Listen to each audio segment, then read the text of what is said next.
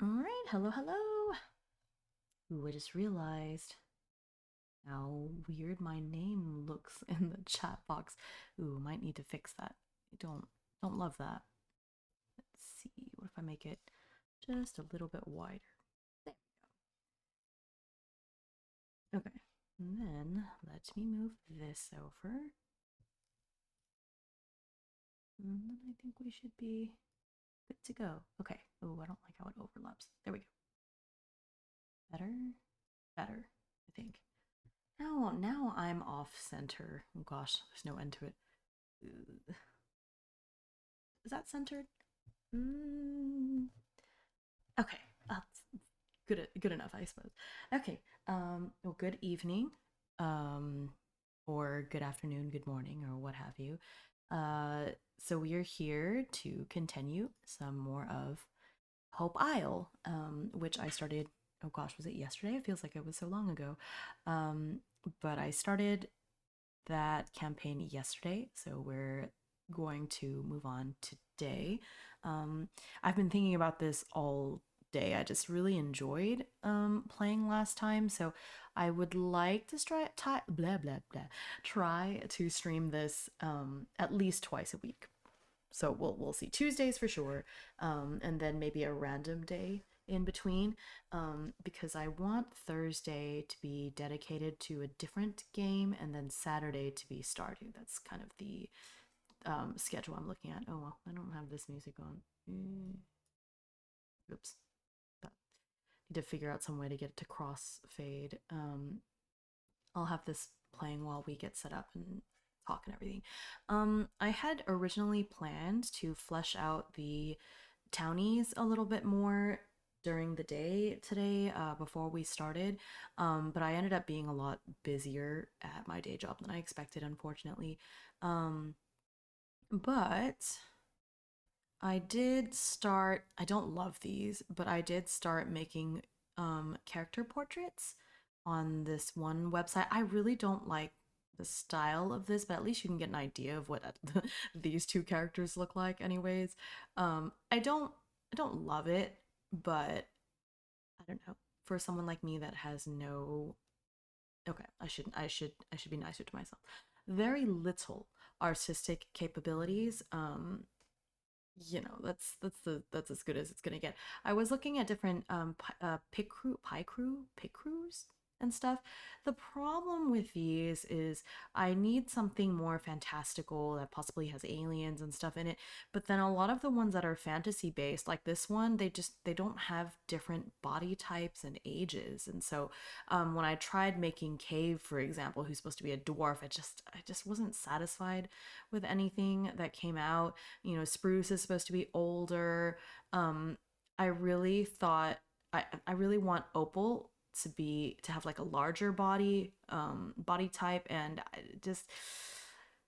I couldn't quite find anything that worked, and so I might honestly settle for just having no character art at all and leave everything up to the imagination.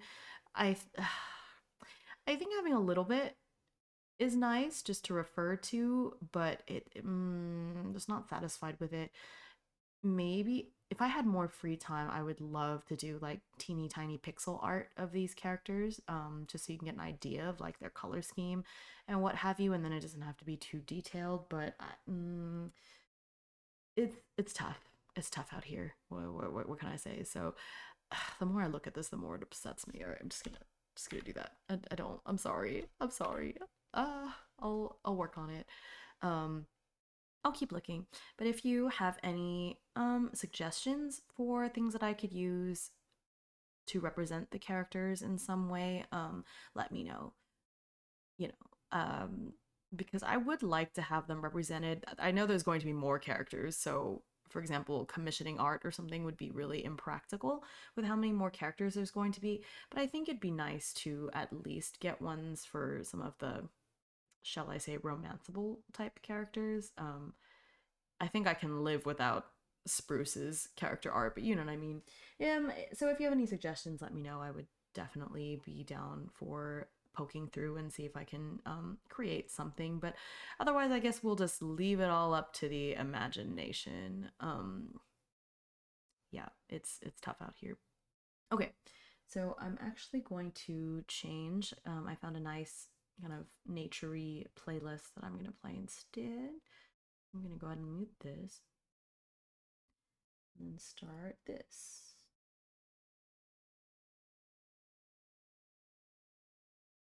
Okay, cross should crossfade. That's something that is very important to me. So, oh, you can't hear it. It would be nice if I had that on. Okay, try it again. Okay, should be able to hear it now. I think that volume should be good. I don't want it to be too loud, especially because I don't talk very loud. Move my mic up a little bit. I don't talk super loud, and so I don't want the music to be too overpowering. Let me see. Let's do that, and it should be okay. I'll adjust it if we get to a song that's like super loud or something. We'll get there. I wonder if I can change the order. My audio channels, maybe not. Okay. Alrighty, so let's get back to it. Quick overview for anyone that is just tuning in or didn't watch the last one or whatever the case may be. This is my campaign of the solo, although I think you can actually play this with friends now, but it's the solo tabletop RPG Iron Valley, available on itch, Drive Through RPG, anywhere else these kind of games are sold, I guess. It is based on these two RPG systems, but it's pretty standalone. I don't know anything about either of those. It is a farming game inspired TTRPG, and so it's very Harvest Moony, getting to know people, giving them gifts, farming and stuff. Although I don't know when my character is going to farm at this rate, but it's that kind of cozy vibe. All right, so I have this tab, or not this tab, this window, I guess, various files. The first one is my main player sheets that I'll be probably using the most, right? So it's got this information, my stats, which I really did a bad job of keeping track of last time, so I'd like to do better about that. Skills, the calendar. The one that I've highlighted is the current day, so this is where we left off. This is the promise tracker, so that's kind of like my own in-game quest log. So it's kind of, what am I doing? What goals am I trying to progress? And as I complete them, after I complete them, I get a certain amount of satisfaction based on how difficult the promise was. And that satisfaction is what I use to level up or learn new skills, basically. And all of my fulfilled promises, I didn't want them clogging up this file and making it super long. So yesterday after the stream, I made a separate file where I'm going to put all of these finished ones. Okay. Each promise has a certain number of boxes that I have to fulfill in order for it to be considered complete. And you can see the darker border boxes are the ones for that particular quest. So it can be up to 10.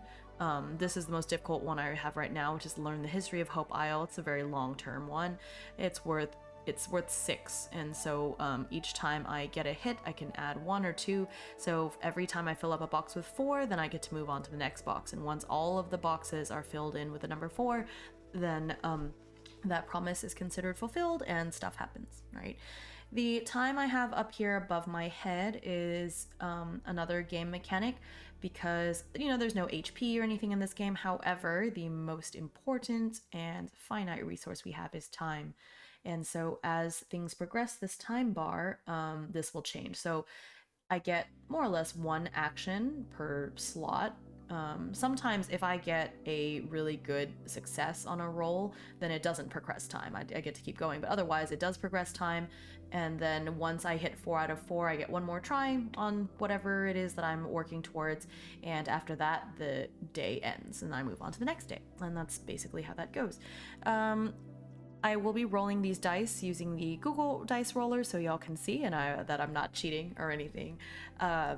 And basically the way it works is I roll a d6 and two d10s, and my d6 has to be higher than, if it's higher than 1, then I get 1 tick mark on my promise tracker.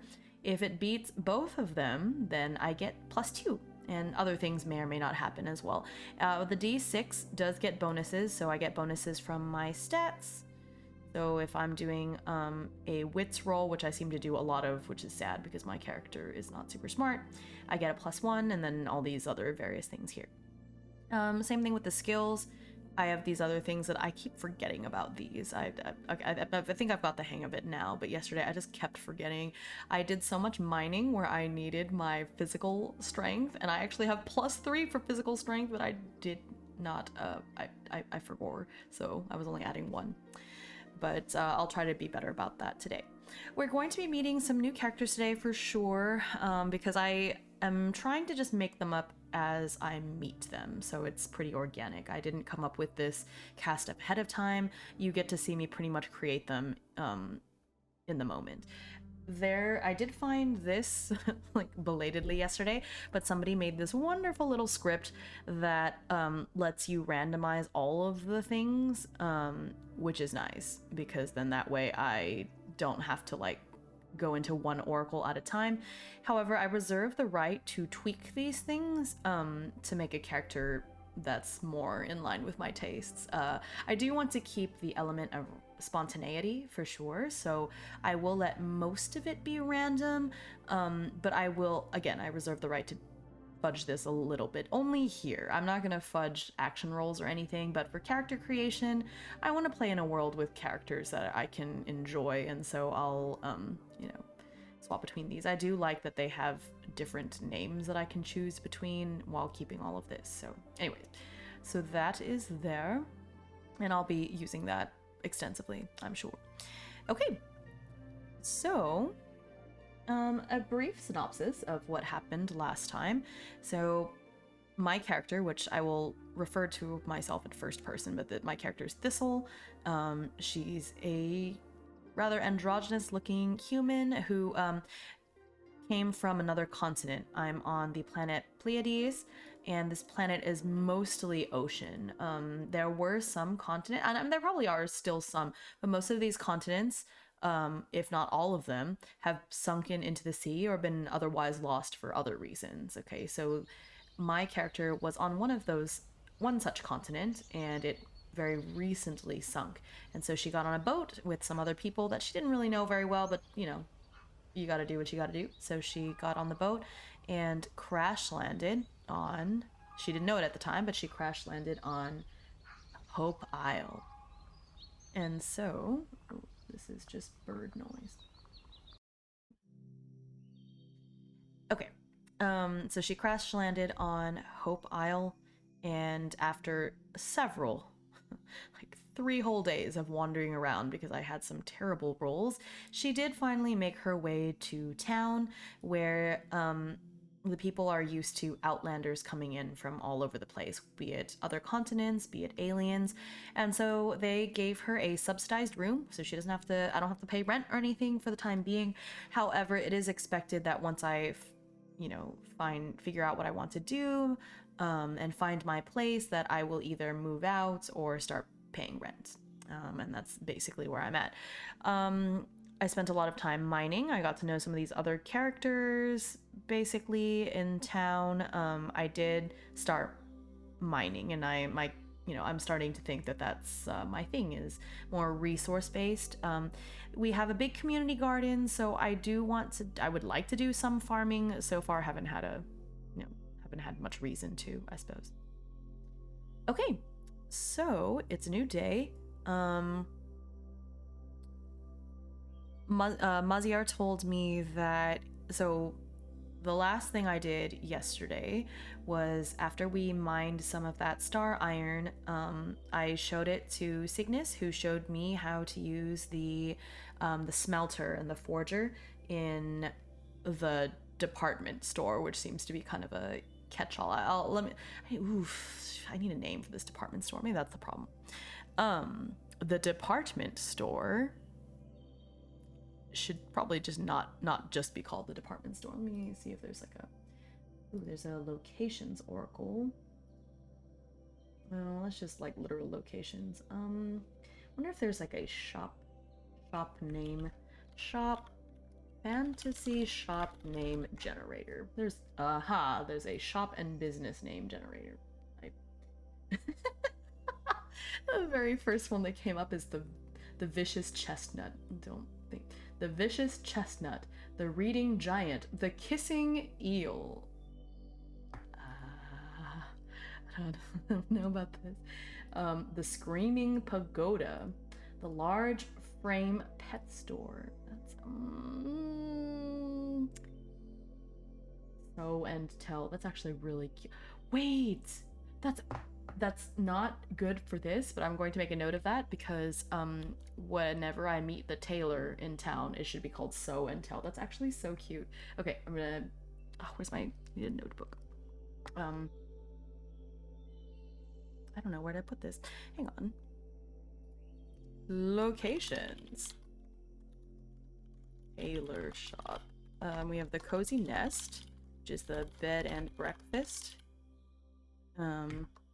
There's some unspecified inn that's full of aliens. Town hall.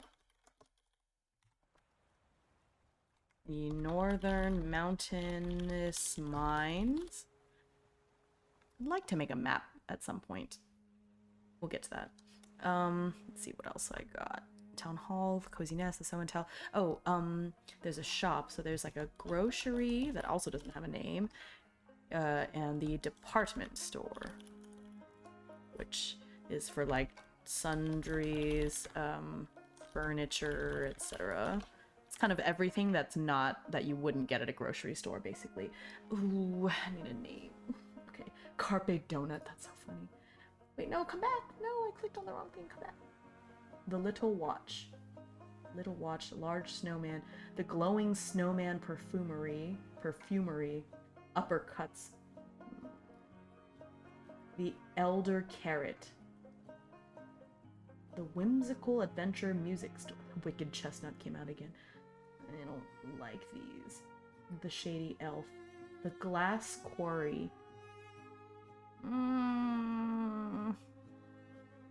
Maybe since Cygnus runs the place, I said he was a clerk, so maybe he secretly owns it. Maybe it should be something to do with swans, since that's what Cygnus comes from. So Swan. He's street smart, Cygnus. So Cygnus, you should come up with a name because I can't. The Swan Grove. That sounds... Swan Grove. The place. It's a fine art. Swan Grove House. But that doesn't... These don't sound like stores. The Swan Shop.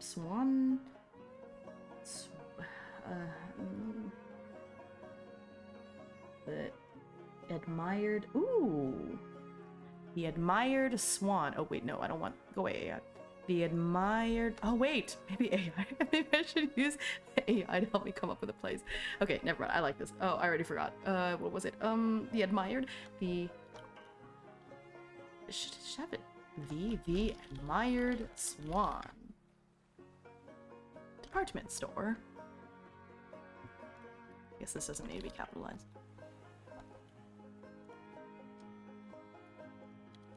I don't have a name for the grocery.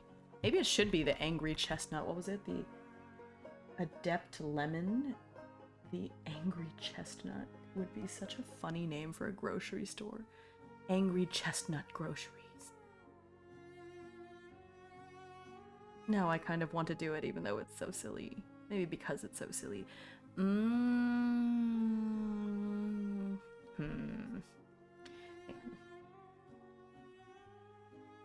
to bury the fresh chestnut. Something about the word chestnut is silly. The royal... what ails you? Oh, that's funny. All these are the Jealous Pantheon Hardware Store. Phony Bee, the Melting Boar. Oh, that's kind of messed up. The Clever, the Dark Pepper. The Tired Book Deli. Pizza My Heart. Oh no. Oh no. The Mushy Mouse. The Mushy Mouse. Alright. I'm just stuck on that chestnut. Okay, the Angry Chestnut. The...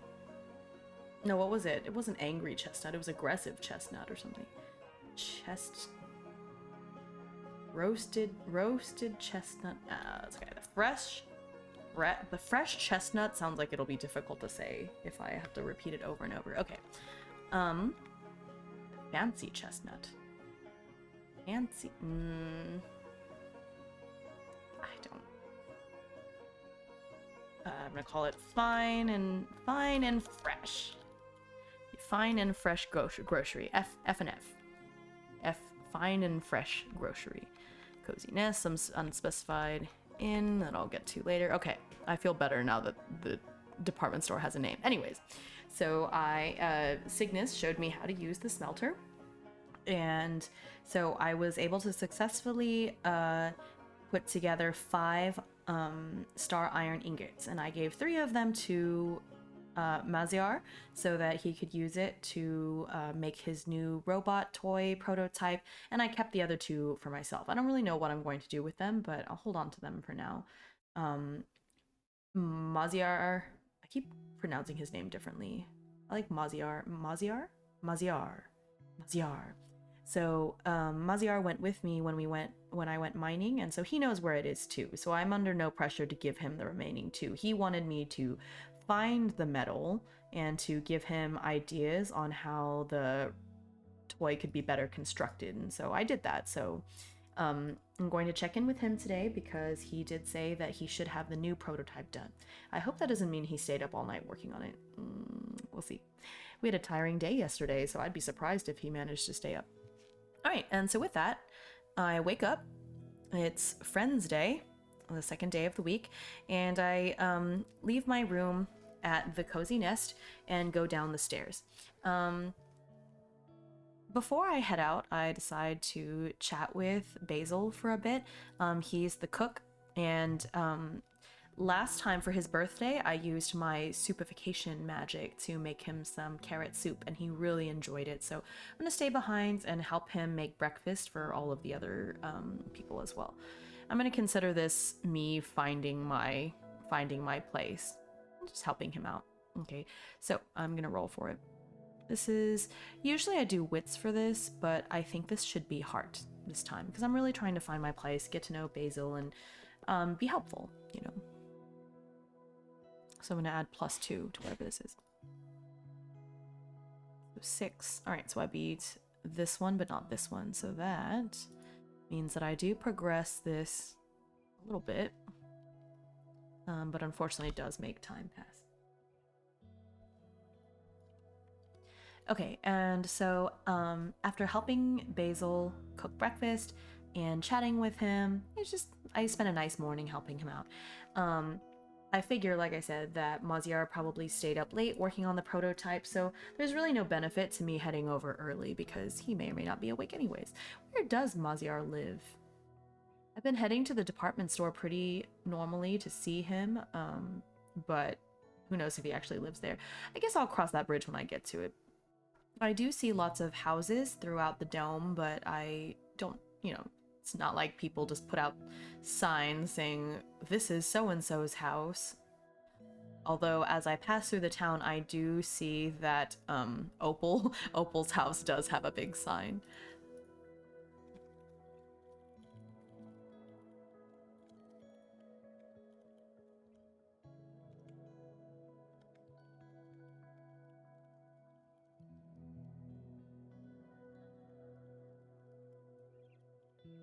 So, Opal's house is as fancy as she is, and it does have a big sign outside that says Opal's abode. So at the very least, I know where Opal lives. But no, don't necessarily know where the others live. So I'm going to go ahead and go to the Admired Swan to go check in on Maziar and see if he finished the prototype. So I walk down over there. At this point, it's been a couple days. Cygnus is just used to seeing me, so he just kind of gives me a lazy wave. He's chatting with another customer. I think it's they look like an alien. I don't recognize them. I've not anybody I know, but he's talking to another customer, so he just kind of gives me a wave while he's talking and gestures towards the back. So I guess that means that Maziar's here. So I head back there, and Maziar is slumped over in a chair. So just imagine just a plain wooden chair, and he's sitting on it, but he's like slumped back, his head completely back, so his face is facing the ceiling. And standing in front of him is what I'm guessing is the new prototype, because it's a much shinier metallic color compared to the previous robot, which almost like looked like it was made out of rock, right? And it's just sort of standing in front of him. So I walk over and I wave my hand in front of his face, like, "Hey, good morning. You okay? Are you awake?"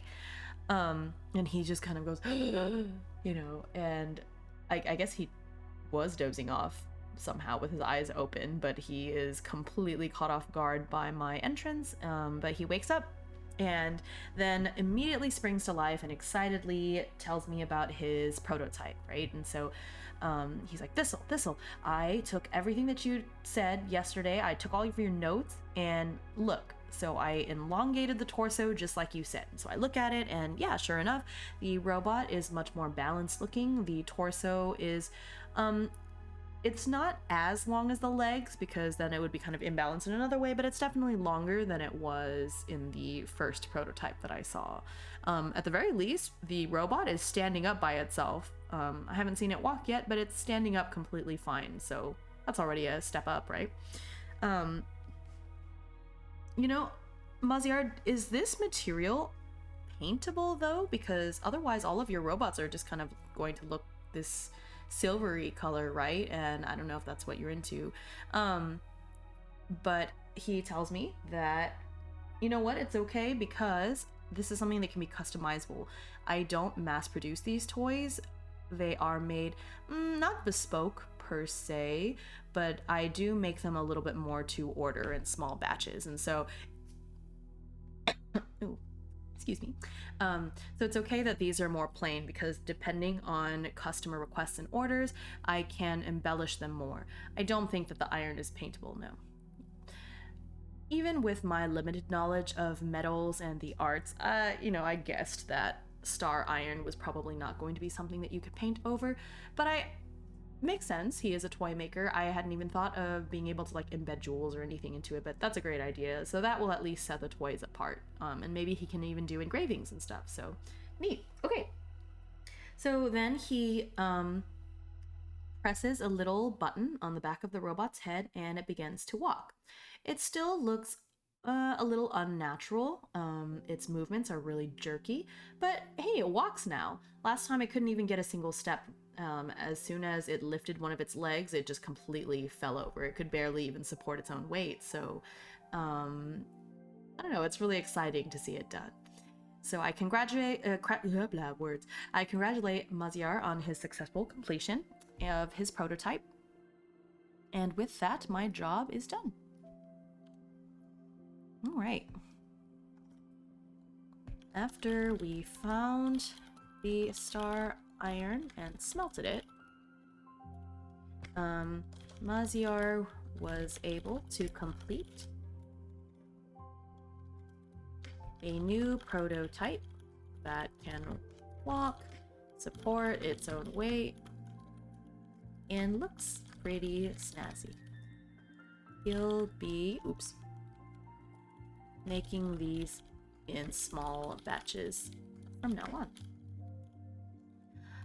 With that being said, Maziar tells me, hey, while I can mine star iron on my own, I won't necessarily have a lot of time to run down there all the time, and so if you ever have any extra star iron, just send it my way and I'll make it worth your while. And so that gives me something to do with it as well. I know we don't have currency per se. This is more of a barter system. And so I'll just say for every 2 ingots, I'll make a note of this. For every 2-star iron ingots I deliver to him, +1 favor. Right. So not a gift per se, but he will, he'll like me more, and I can cash in on some of these favors if I need his help in the future, which is nice. All right. So with that, this promise is complete. I was just holding out on that last +1 until, like, plot-wise, you know, it was done. So it's worth 3 satisfaction because I filled up 3 boxes. So +3. So we now have 4 satisfaction. I can't spend my satisfaction until the end of the day, though, so I'll just leave that there. Cool. So I'm going to copy that into my archive.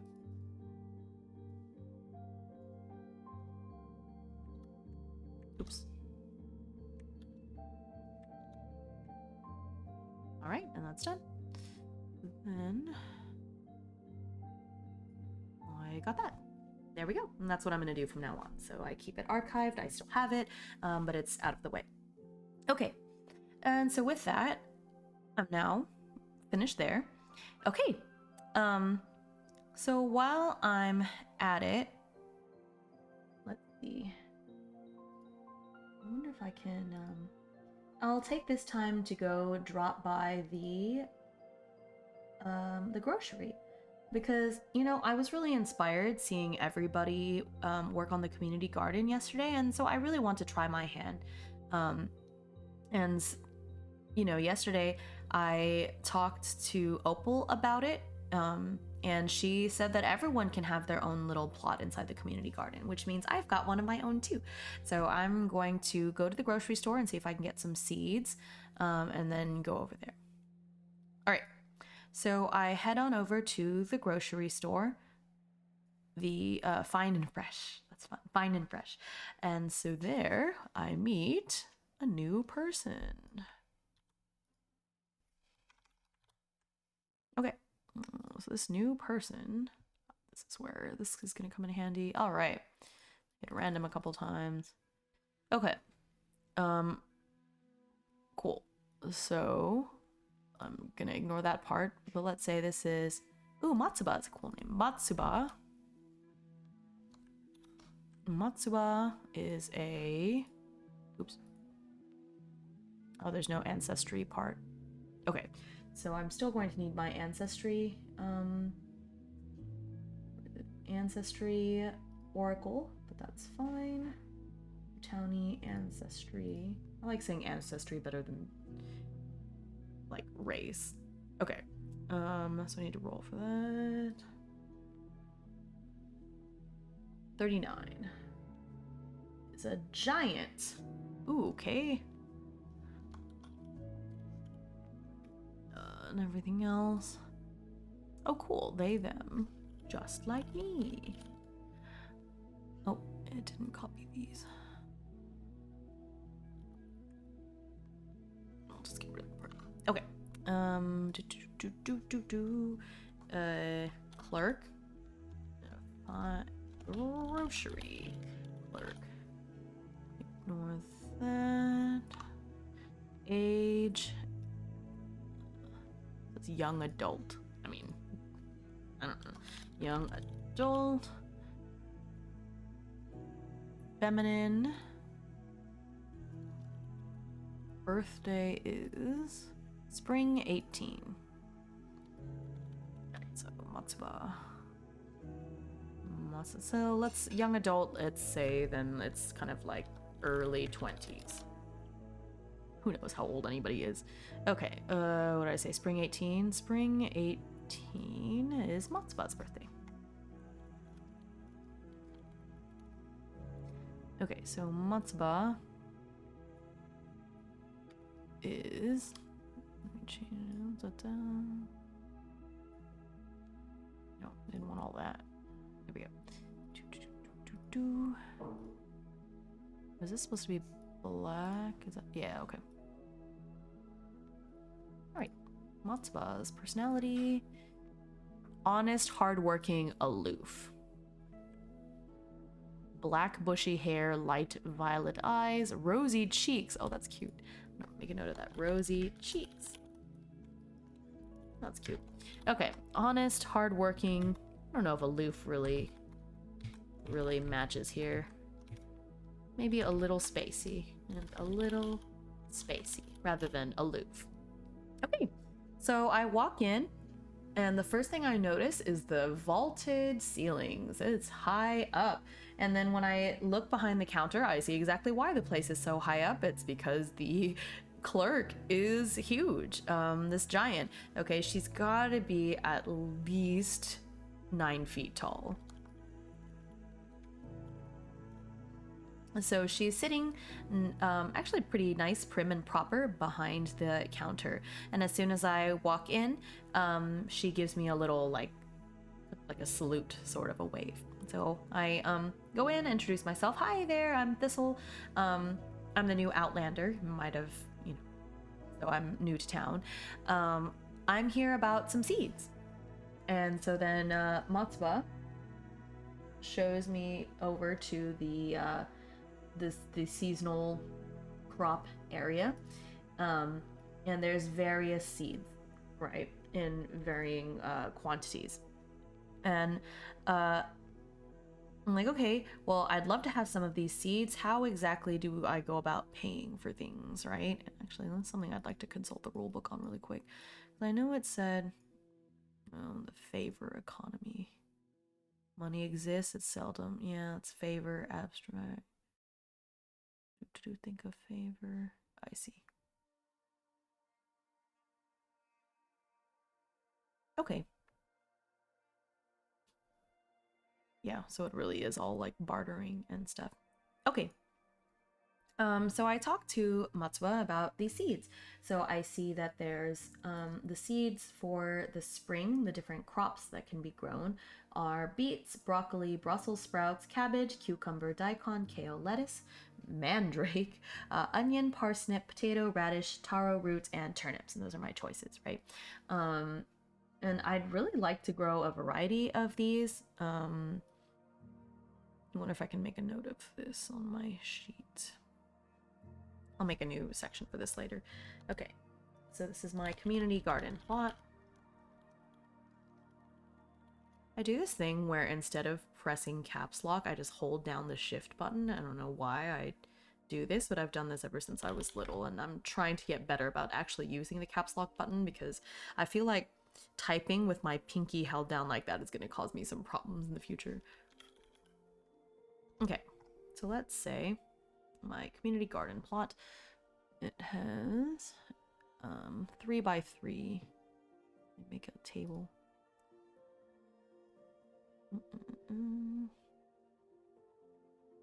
Or maybe a 4 by 4.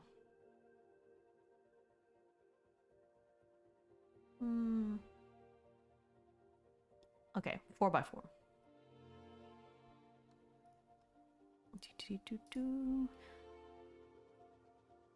Better. Okay. This is so... I'm just eyeballing these cell sizes. Hopefully that's... No, it's close enough. No, it's not. There's no such thing as close enough when you OCD. Okay. All right. I'm good with that. Okay. Anyway, so I talked to Matsuba about the seeds, and I'm like, oh, I don't really know what all I can do to pay for them. I do have these 2 ingots of star iron, or if there's anything else you'd like, I can go mine for it. But Matsuba just laughs and says, no, that's okay. Everything in this shot of this the seed section is actually provided by others in town, and so all I ask is that once you've harvested your seeds, once you've harvested your plants, if you will simply bring me back the seeds, not all of them, but bring me back some of the seeds, I'm happy to keep providing it to you. And so that's basically how it works. Makes sense since everyone has their own plots in the community garden, and so we're coming together to harvest and garden together. And so yeah, Matsuba goes on to say that I'm free to keep my all of the vegetables that I harvest. Of course, they're for my own use or to trade or whatnot. But she will buy back the harvest. Okay, so like we'll provide seeds. So long as I give back seeds after my harvest. I can also give her vegetables that harvest every 2 crops plus 1 favor. I'll put it that way. Let's see, 2 seeds. Let's say 3. Let's do it. 4 seeds per 1 favor. All right, so I'm trying to come up with a game mechanic way to make this work. So I think that's how I'm going to do it. Of course, for this first one, I don't have any favor with her, but she is so gracious as to just give me enough seeds for my plot. All right, so let me see here. There's the farming. I'm actually going to farm today. Okay, how to grow crops. Make a promise, try your best. Okay. Farming, living off the fat of the land. This is the good stuff. There's nothing like caring for a little plant, watching it grow, etc., etc. Growing crops functions like a promise. Makes sense? Crops don't have individual growing time. The table asks you to consider the urgency. Unless you really need to grow some carrots pronto, it's likely it will be laid back. As for complexity, it depends on your experience. That's in the right tools. Yep. As for the topic of seeds, yeah. In order, seeds are treated as forageables. Okay. Okay.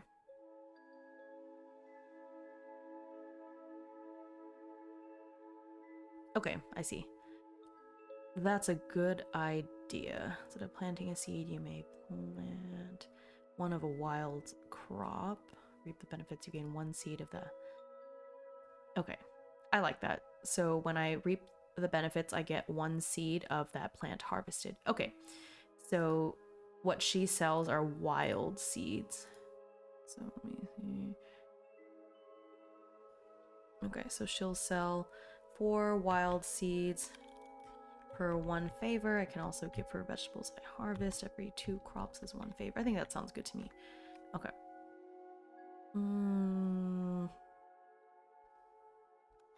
Okay. Depending on the crop.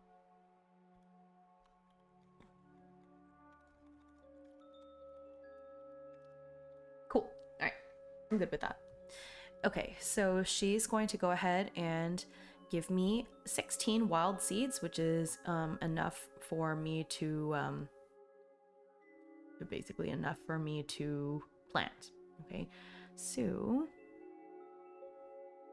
let me see if I can center this text.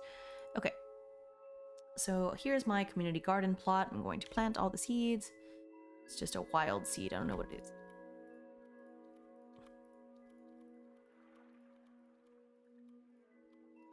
Okay, so I do want to make a promise. Oh. Actually, you know what I will do?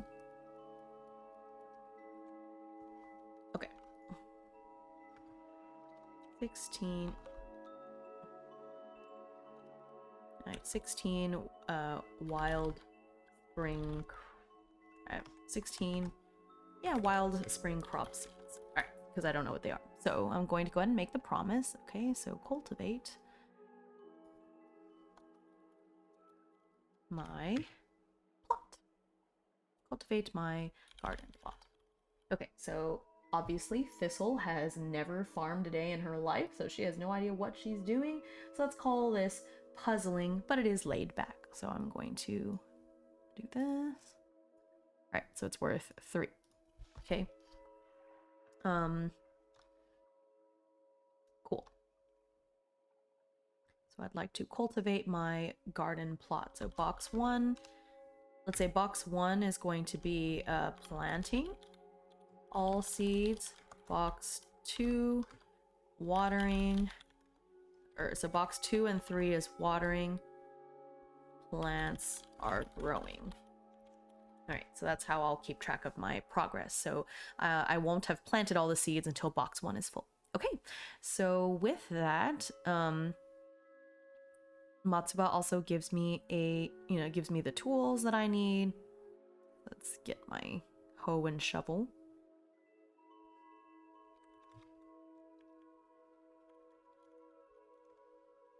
Or you know what? Actually, let me do this. Tools. Tools in my possession. Tools in your possession. Alright, so I have the pickaxe, hoe, shovel, magical laser compass. I got. So the stuff in my backpack is more like things.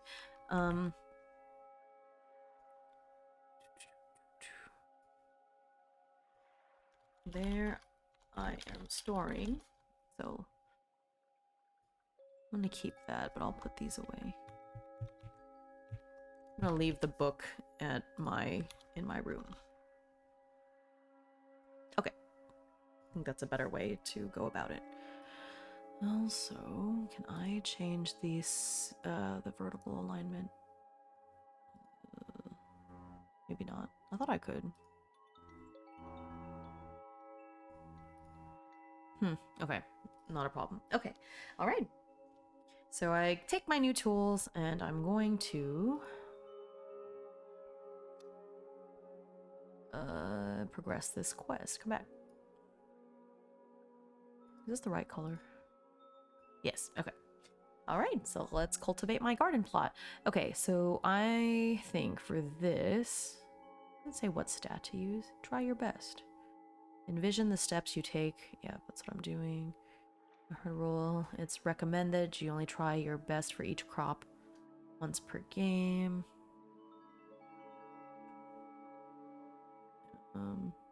Yep. Okay.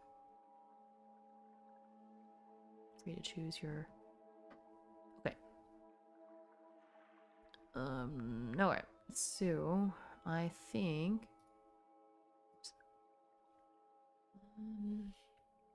using a strength, endurance, or a heavy tool.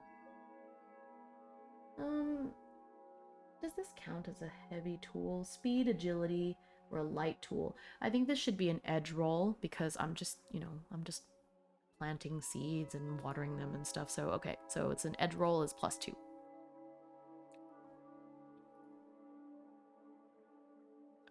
Oh. That's a fail. Okay. This did not go well. All right. I'm just trying to plant my seeds. Oh no. Okay. So time passes. I don't get any tick marks towards my goal. I just make a complete mess of things as I try to plant these seeds.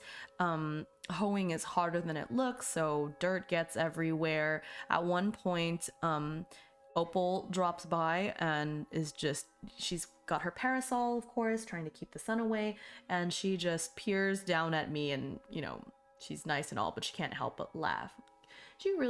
Opal, did you really come here on your lunch break from town hall just to laugh at me? She says, yeah, what you gonna do about it?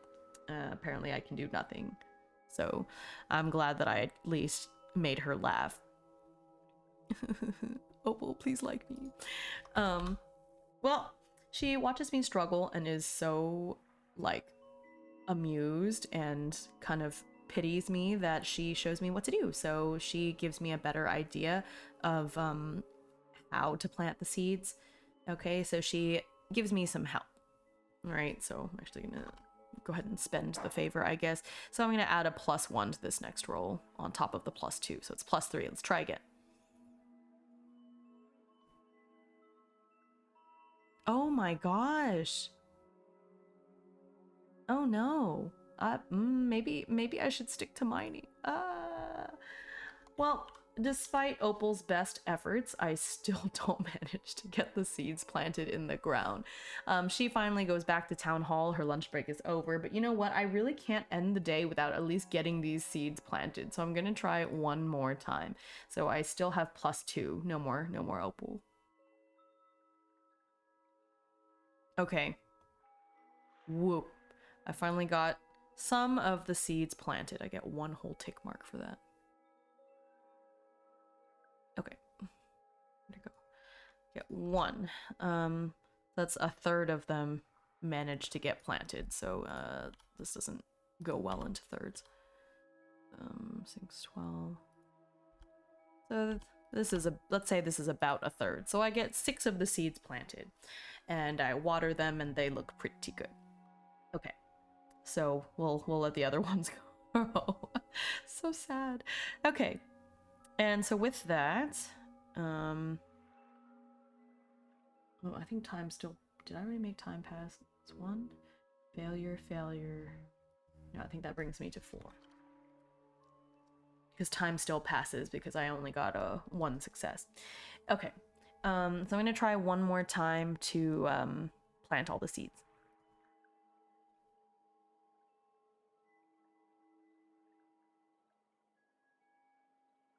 Oh, so close. Okay, so that's 1 more. Okay, so half of them should be planted now. Okay, so that's pretty good progress. I'll try to plant the rest of them on the next day. Okay, so that ends my day. Okay, wow. Talk about an honest day's work. Oh, it's hard. Okay, so with that, I go back to my room at the Cozy Nest and I'm going to call it a night. My arms are super sore from having to do all that farming that I'm not I'm not very used to. But that's okay. I'm doing the best I can. Okay, so with that, it's the end of the day, so I can spend my satisfaction to get more skills. And so let's say that with all of that, I've gained the basic farming ability. Where's my skill? All right.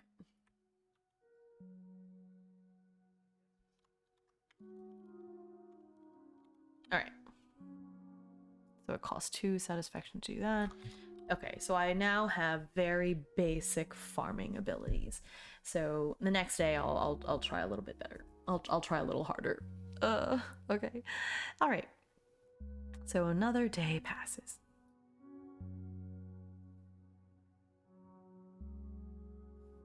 All right. It is now the next day. Going to head down the stairs in the morning and talk to Basil and once again help him with breakfast. Starting to rack up quite a nice relationship with Basil at this point. While I'm working on my supification, I'm going to consider this finding my place in the valley, so I'm going to roll for that. On the valley, it's Hope Isle. Actually, you know what? I'm gonna talk to Basil about Hope Isle. I have to wait for the soup to simmer and everything, so I want to know more about this place, and I want to know more about him and Spruce. You know, how long have they been here? How long have they been running the Cozy Nest? So I'm gonna say that this is a should be wits. This should be a wits roll, but I am inquiring. So it's another +1. So +3. No, +2. +2.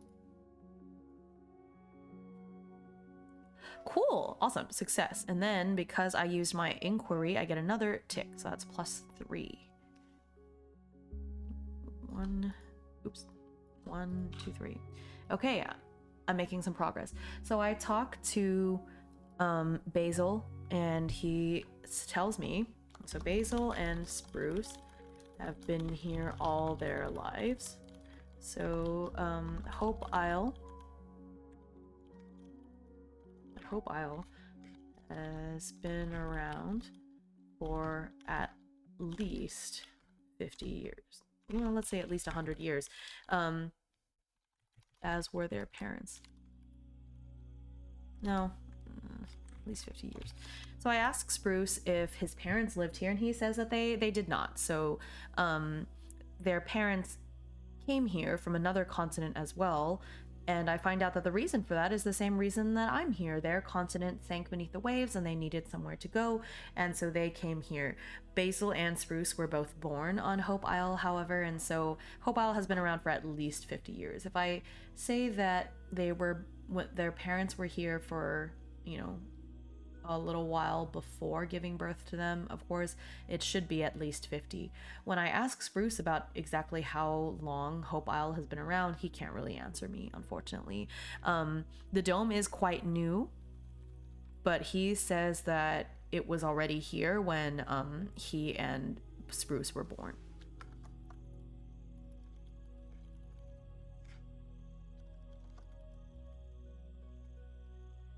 I'm actually going to write this in Basil's history as well.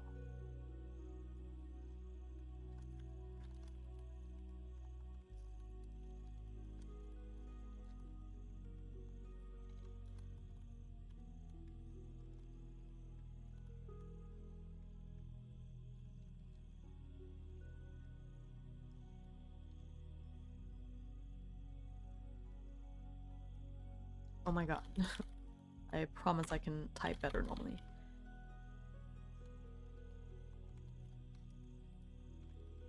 Okay, so he and Spruce are childhood friends who have been on the Isle all their lives, born to Outlander parents who escaped a sinking continent just as I did. Okay, so cool. So not only have I learned more about Basil... Wait, I think I already added a +1. Yeah. Okay, so not only have I learned some more about Basil and Spruce, I've learned a bit more about the island as well. It's still pretty mysterious. I would really like to know exactly how long the dome has been here, but you know what? Nothing ventured, nothing gained, and I did learn a little bit more. I know that this promise will take me a while to fulfill, so I'm okay with that. Okay, so since that was a double success, so that doesn't make time progress. So once breakfast is done, I'm going to head out to my garden plot and see if I can work on that. Okay, so this is an edge, and I now have +1 for farming, so I'm going to add +3 to this roll. Oh, oops, not this one. That's 5. Okay, so that's 1 success. Does make time pass. Okay, so that's now a quarter, or 3/4 of it done. Well, that's how I should have thought of it. 4 ticks, so each tick is a quarter of the field. Okay, good, awesome. All right, so I've at least almost finished planting things. I guess if you think about this practically, it's kind of silly because all the plants are growing at different rates, but that's okay. I'm trying the best I can, and it's a magical place, and so it's okay. I'm doing all right. All right, well, let's see. You know what? I'm going to go and take a look at the job board and see if there's anything else I can... No, you know what? Yeah, you know what? I'm gonna go take a look at the request board and see if there's anything I can do to help. Because I don't really know what else to do. I did a lot of mining before and I've been farming, so I'm kind of sore. I would be nice if I could find something that's a little bit more intellectual, maybe? Or some kind of fetch quest. Let's have a look.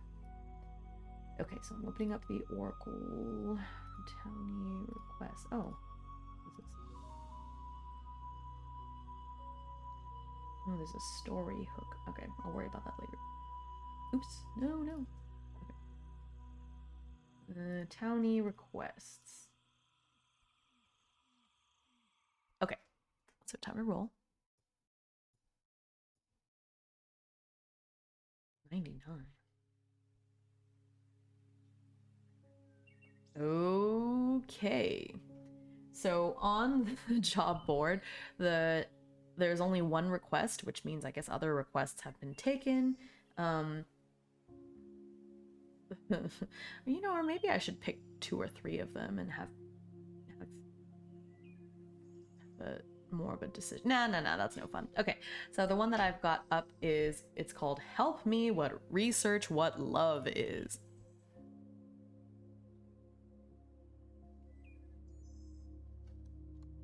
Oh, I forgot to underline this one. Okay. Helping someone find the research love. All right. It is signed. So I guess I get to make another townie.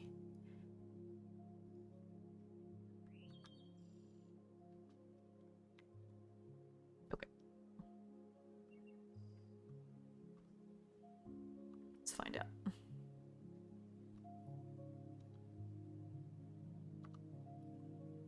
And this time I really don't know anything about this person, so their occupation and everything's gonna come out. Okay. Steward. I don't know. Steward of what? Okay. Well, let's do this. Okay, this is Astra. Name Astra. A lot of names that end with... It's okay. Don't have anybody else that starts with an A, so Astra.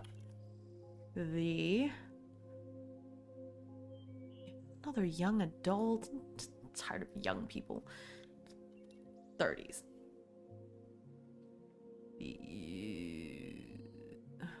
Oh, right, I have to randomize for their ancestry. I'll get to that later. Steward. Okay, so instead of steward, I'm gonna say that they're the mayor's executive assistant. Oh, this is making me understand a little bit more about the mayor too. She, they. Gender presentation is other, I guess. So I guess maybe just none. I guess androgynous.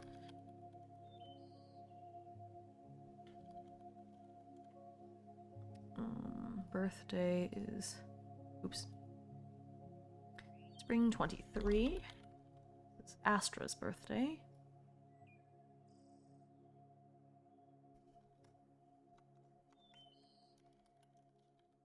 Oh, well, I've been putting B-Day on all the other ones.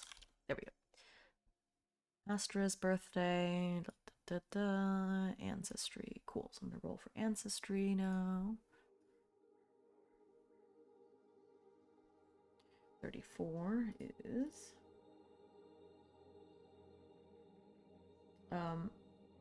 ooh, a wood elemental. Okay.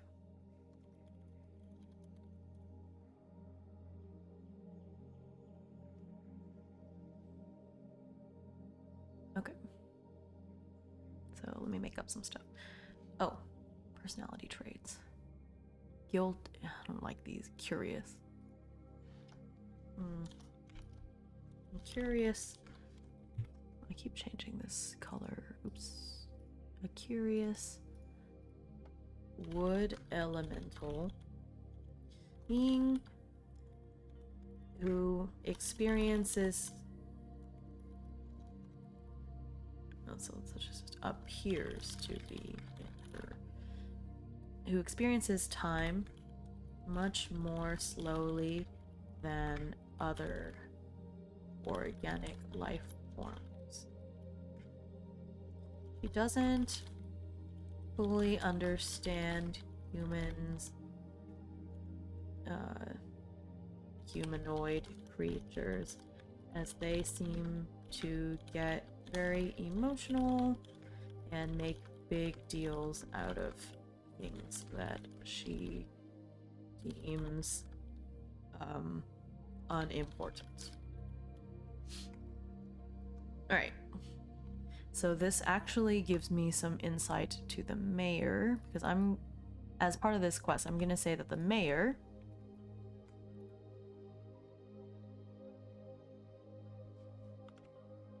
is a womanizing, no, I don't like that. Okay, it's a very poetic soul who who can often be found composing love poems to people. He can be somewhat hysterical and is prone to temperamental mood swings. But somehow manages to get all of his mayoral work done. People generally respect him, though they do find him difficult to deal with at times. Cool. So now I'm going to... I like the idea of like the hysterical kind of like emotional mayor with this like wood elemental as his assistant.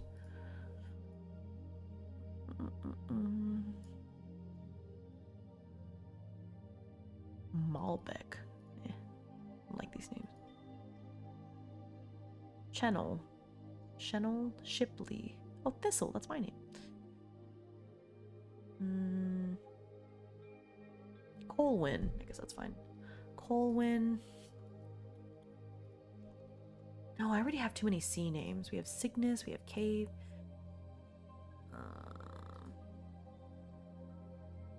Kestrel. Oh, that's cool. Okay, Kestrel. Kestrel and Astral. Kestrel. Okay. Kestrel. Kestrel should be a dragon though.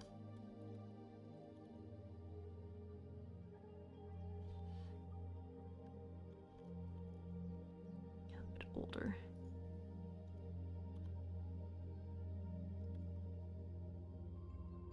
Kestrel's birthday. Let's roll for it. Love spring birthdays. Random date. 16. A roll again. We have too many spring birthdays. Winter birthday. Okay, 81 is winter 6. I feel like we already have somebody on winter 6. It's community garden day.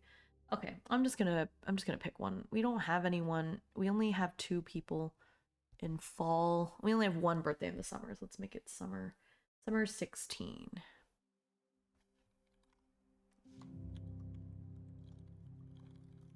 Cool.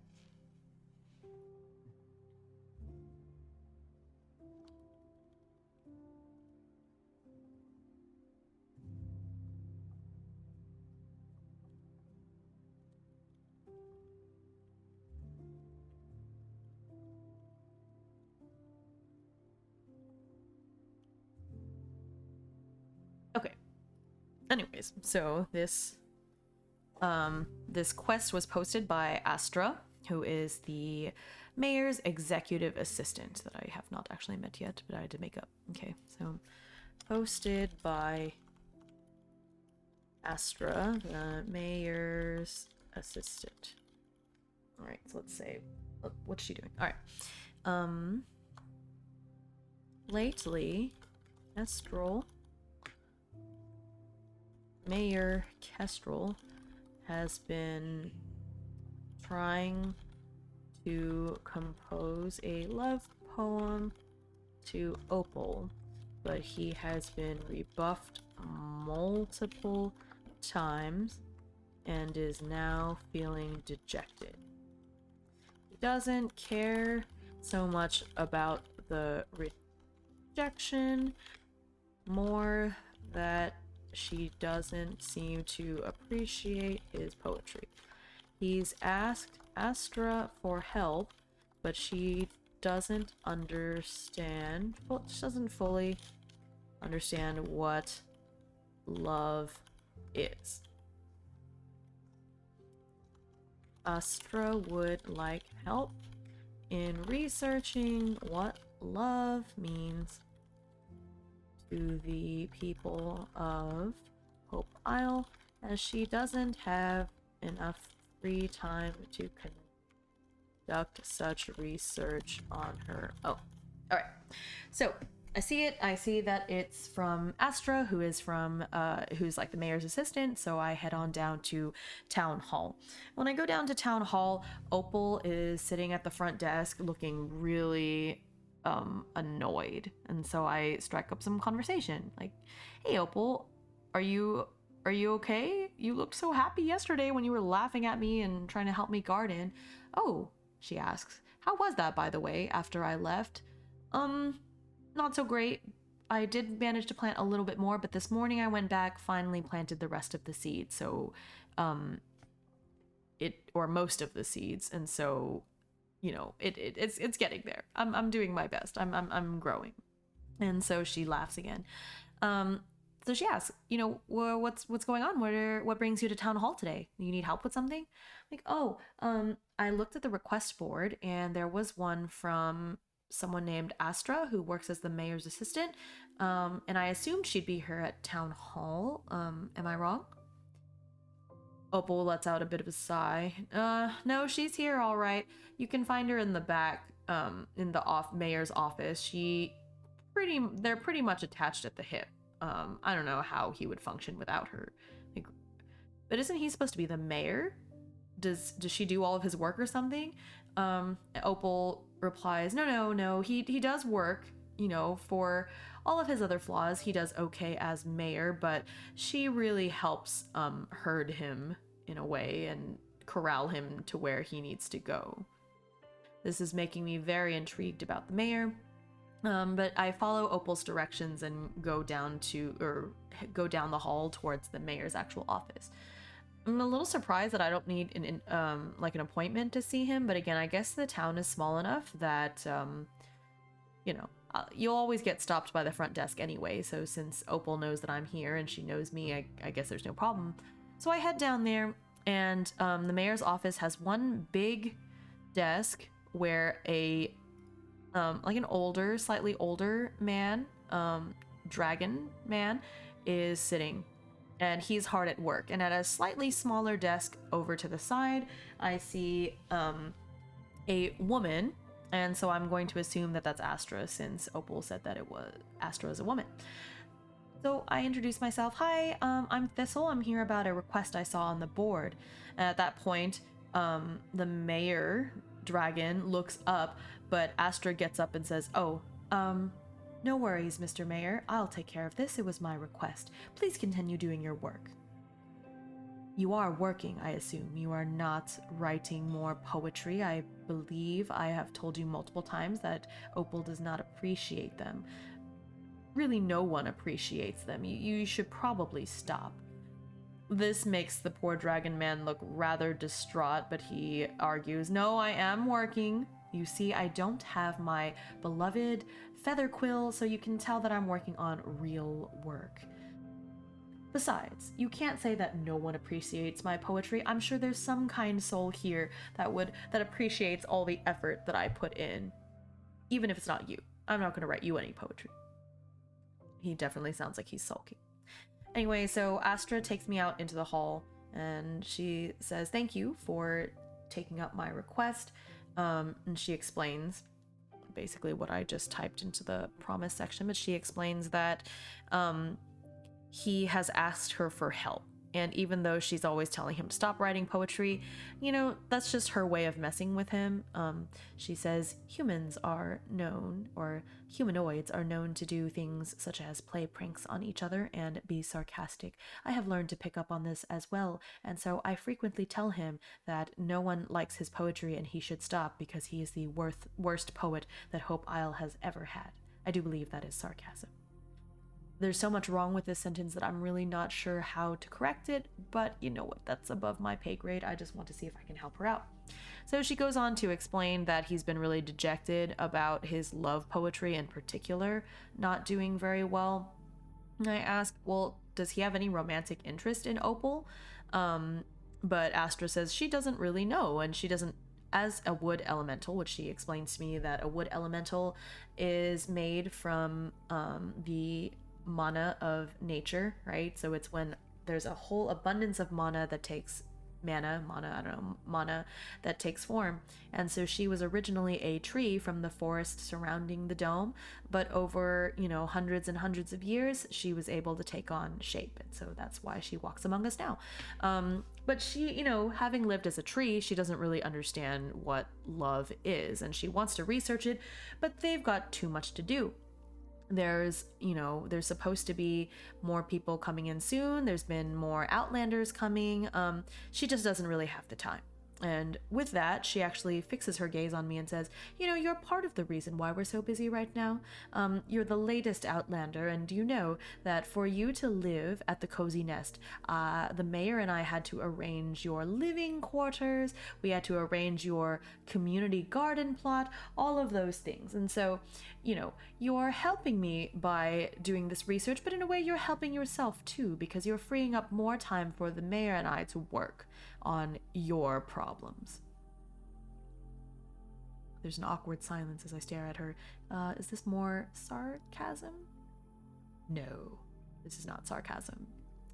We really are very busy. Partly your fault. All right, well, that's pleasant.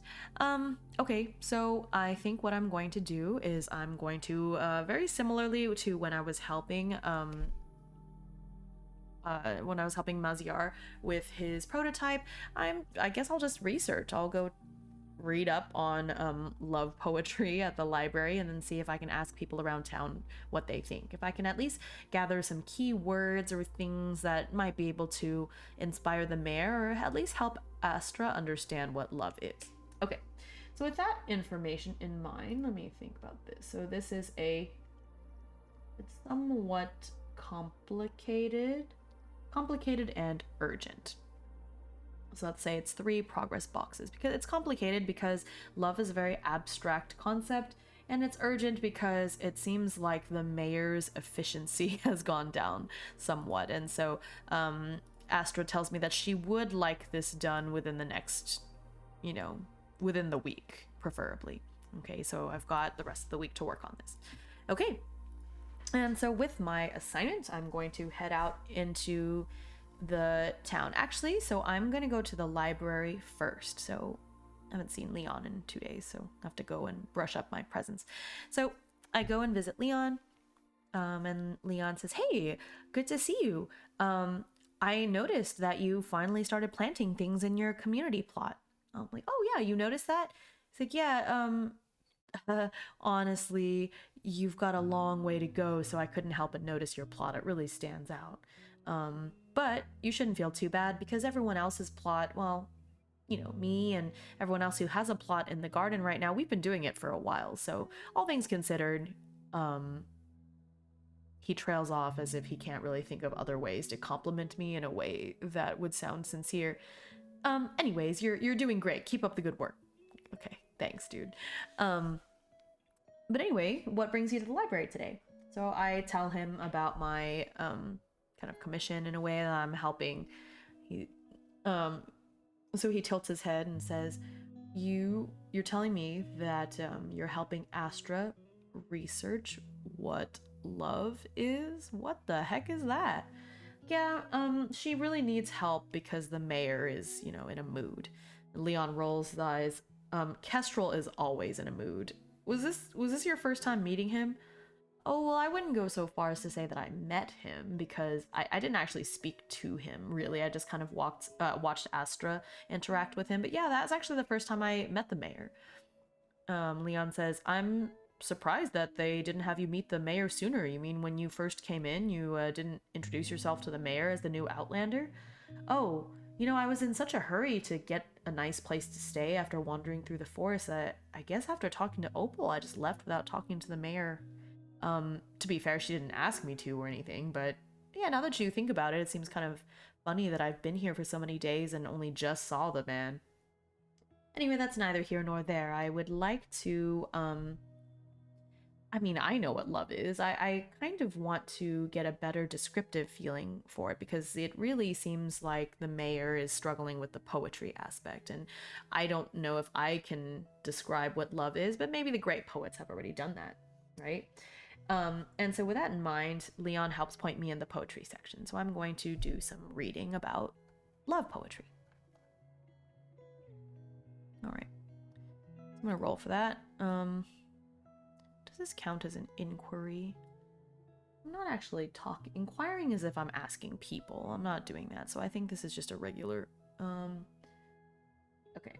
I'm going to say this is a heart roll because it's about love and compassion. Okay, so I'm going to roll for reading love poetry and coming up with a description of what love is. 7. So it's 1 tick more. Oh, so close. Oops, I went too far. It makes time pass. Okay.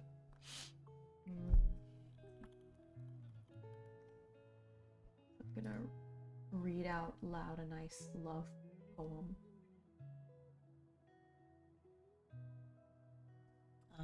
That I have found in the library, let's say. When I heard at the close of day how my name had been received with plaudits in the capital, still it was not a happy night for me that followed. And else when I caroused, or when my plans were accomplished, still I was not happy.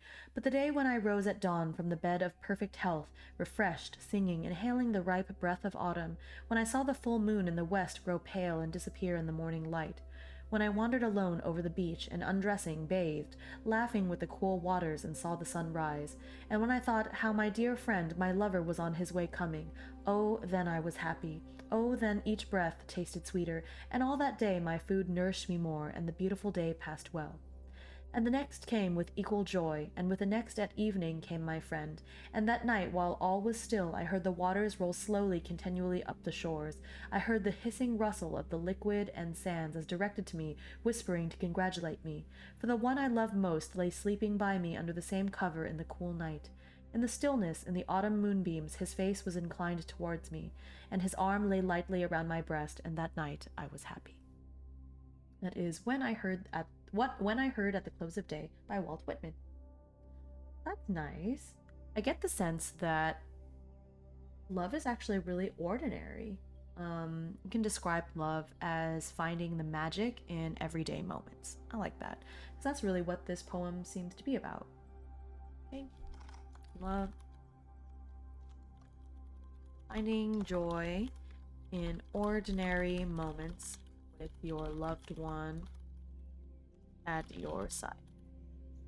Okay, I think that's a very lovely way to describe it. All right, so I'm gonna do a little bit more reading. Why not?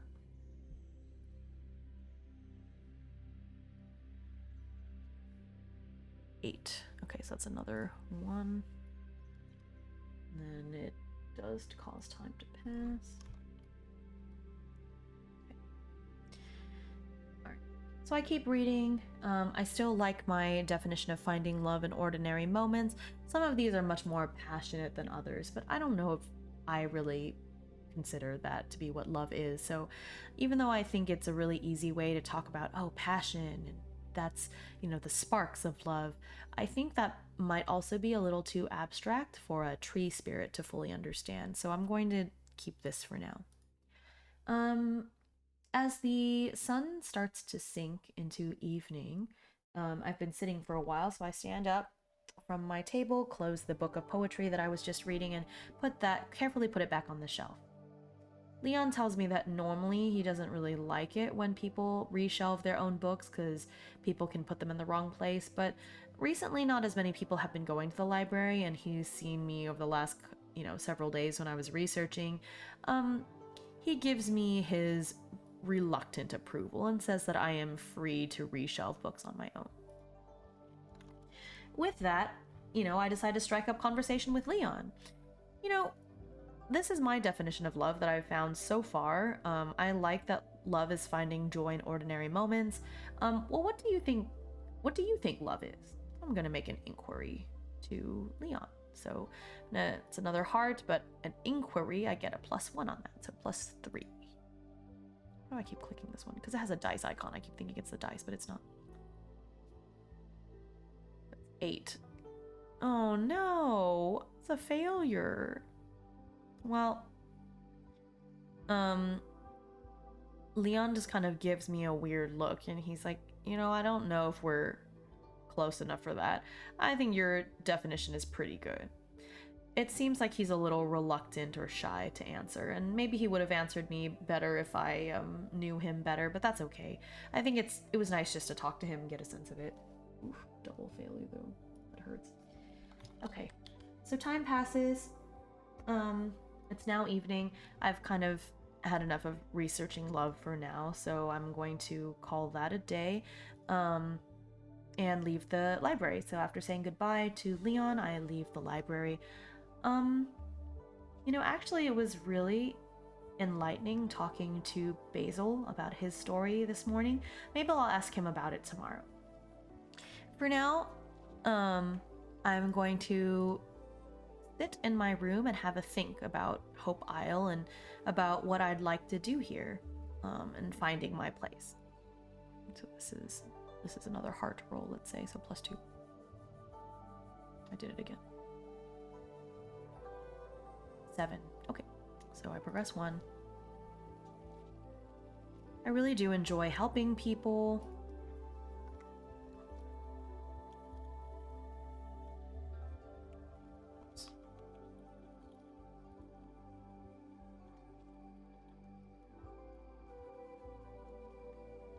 I think I'd like to be more dedicated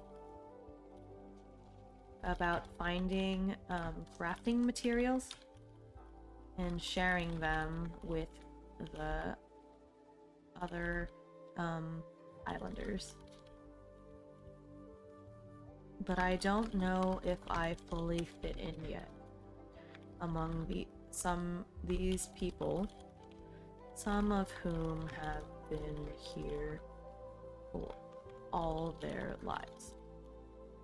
I'm getting to know people for sure, but I still don't quite feel like Hope Island is my home yet. I still feel like my existence here is somewhat temporary, so that's something I would like to work on for sure. Everyone's been really friendly to me. I just don't know, I don't feel necessary yet. I wonder if I will ever feel necessary. It's a pretty abstract concept. All right, and with that, the day ends.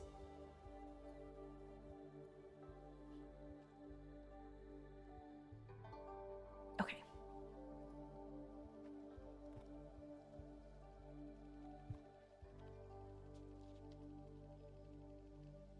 All right. So,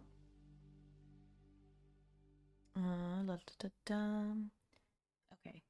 Actually, I need to take a quick break to check on something in the kitchen and grab a snack. So I'm going to do that really quick. I hope all of you watching use this as a moment to hydrate as well. So I will be back momentarily. Let me pause my playlist. This is a nice playlist, nice and cozy. Okay, I'm gonna pause that. I'll be right back. Use this time to hydrate. Hydrate.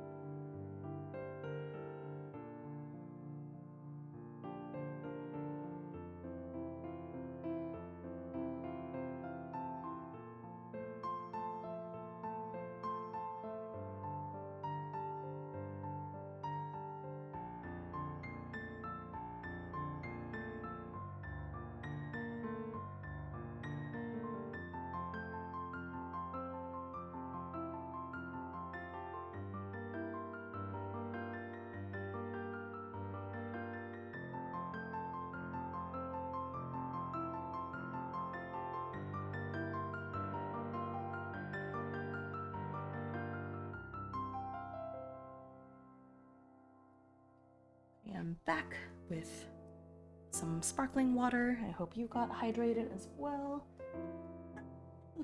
Okay. My sparkling water is tropical fruit flavored. It's Waterloo sparkling water. Any other sparkling water fans here? Because I always find that sparkling water is pretty divisive. Either you love it or you hate it. For me, obviously I love it. I'm drinking some right now, but I can't have too much sugar. So for me, sparkling water is my way to have something that's like soda adjacent, but healthy. So curious to know if there's other sparkling water fans in here.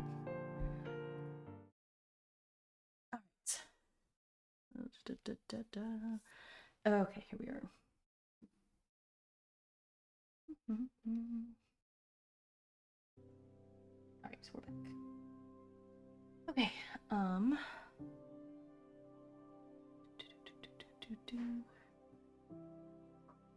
Alrighty then. Okay, so we're back here, spring 9. Actually, I never did read up about what these days of the week really represent. I'm curious now. I wonder if it says here. Like, what is Laundry Day? Is it exactly what it sounds like? Ah. Okay, let's read some lore a little bit. Looking at the calendar for Iron Valley, you may notice two things right away. The week is 5 days, and also the days of the week have different names from ours.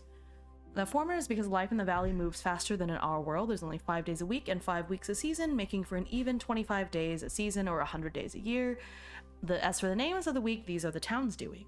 A long time ago, the people of the Isle agreed to make each day of the week the focus of one of their tasks so that they would never go a week without doing everything that mattered. So here's a quick explanation of what each day of the week means.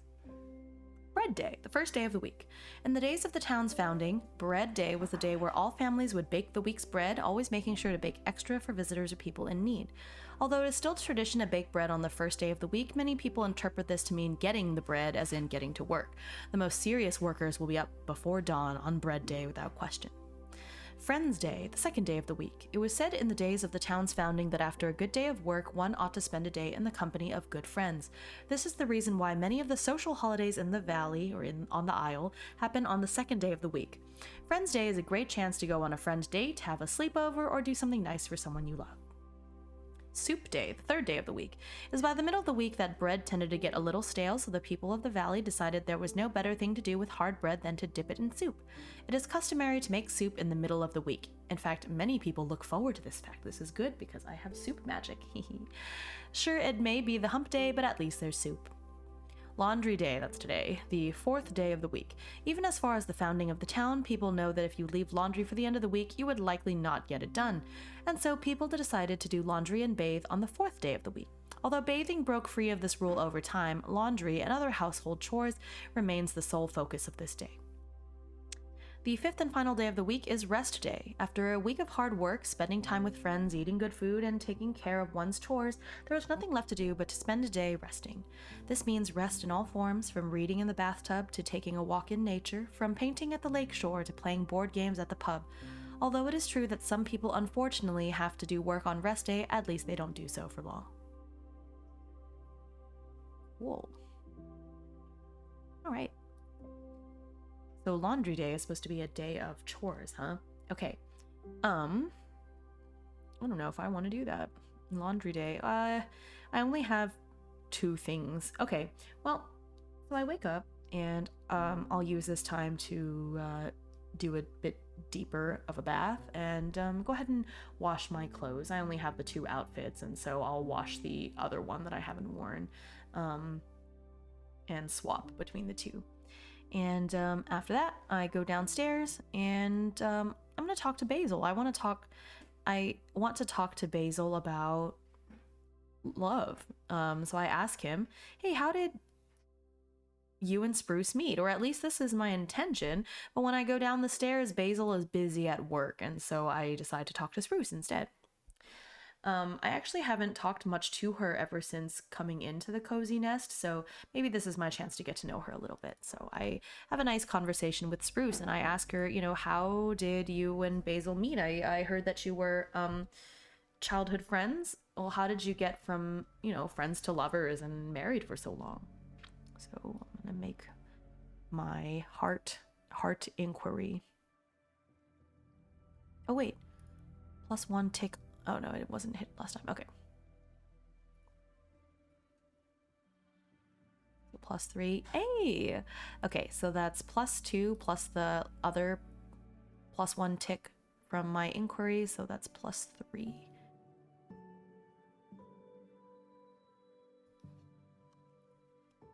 Okay. So Spruce tells me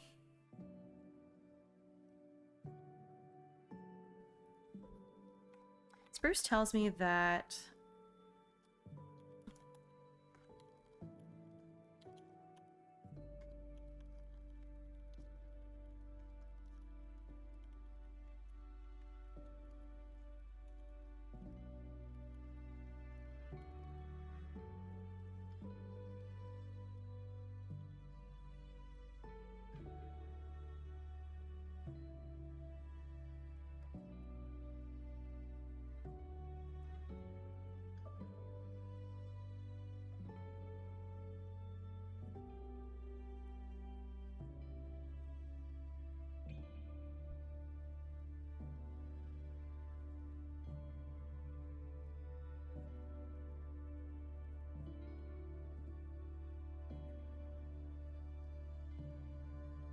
So Spruce says that she had been friends with Basil for so long that it actually took her a while to realize that she truly loved him. I get the sense from what she says that Basil realized his feelings sooner, but at least from Spruce's perspective, they were really close and she appreciated him, but she didn't understand that these were romantic feelings. At one point, there was talk that Basil might marry someone else in town. When she heard that, it was a bolt out of the blue, like getting struck by lightning, and Spruce finally understood in that moment that she wouldn't be able to stand it if she spent her life with anyone other than Basil. She definitely wouldn't like it if he married someone other than her, and so that's when she finally decided to make her feelings known and take the next step. So I'm going to add to my definition of love. Love is finding joy in ordinary moments with your loved one at your side, finding someone who you can't be without and want to spend all the rest of your days with. I guess that's not inherently romantic, because you could feel that way about a really close friend too, but that's something to start with for sure, right? And so I add that to my definition. I feel pretty good about it. Okay, so since that was a double hit, that does not progress time. So with that, after that nice conversation with Spruce, I'm going to go ahead and leave. I've been getting a lot of very nice, warm and fuzzy type answers, but maybe I should go talk to someone else and get a different perspective. So I decide to head over to the Admired Swan and talk to Cygnus. Maybe, Cygnus is street smart, so he might know something more about love. So I'm gonna go and talk to Cygnus, and so we have a nice chat. And so I ask him, hey, I tell him about what I'm working on. I ask him, hey, do you have any ideas on, how I can describe love to Astra? Okay, so this is my inquiry.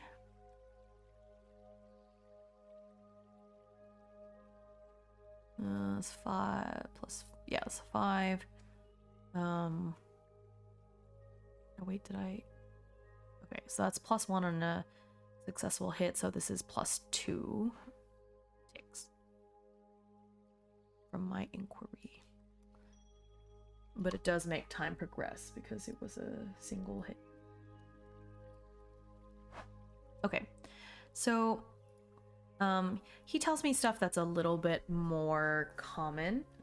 So according to Cygnus, love is imbalance and something of a competition.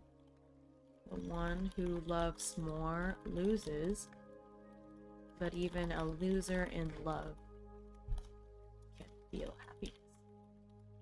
So I suppose even I want to read between the lines. That's a little bit too practical for me, but I can say maybe that love means that even when it's not balanced, even when you are a loser in love in a way, because you're with the person you love, it's okay. And you don't necessarily have to keep track of all of those things, even though it could be true. There could be a loser and a winner, somebody who loves the other person more, right?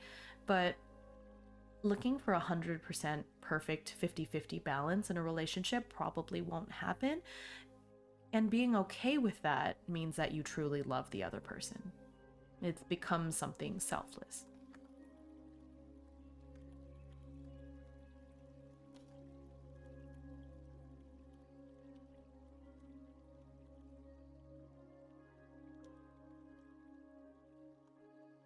Is a mark of love, I should say.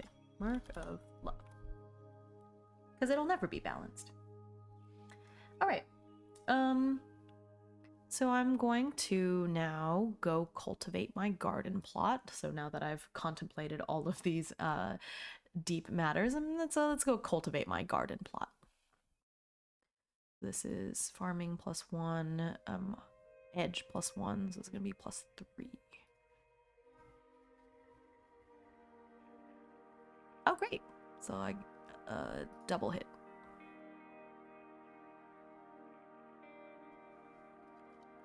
Okay, so I finally watered all of my plants. Cool. So I don't know what they are, but I finally watered them all, so we're good. Or I finally planted them all and I have watered them, so we should be okay. And I'll just keep an eye on them from now. Okay, so now, let's see.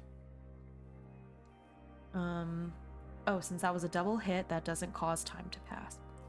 Okay. Well, thanks, Cygnus. I'm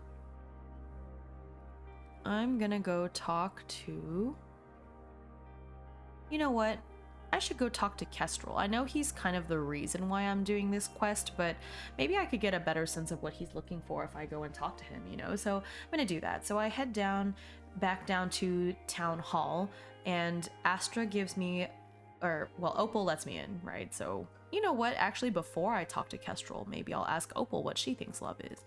So, I decide to ask her more about the love poetry she's been getting from Kestrel, and she kind of makes a grimace.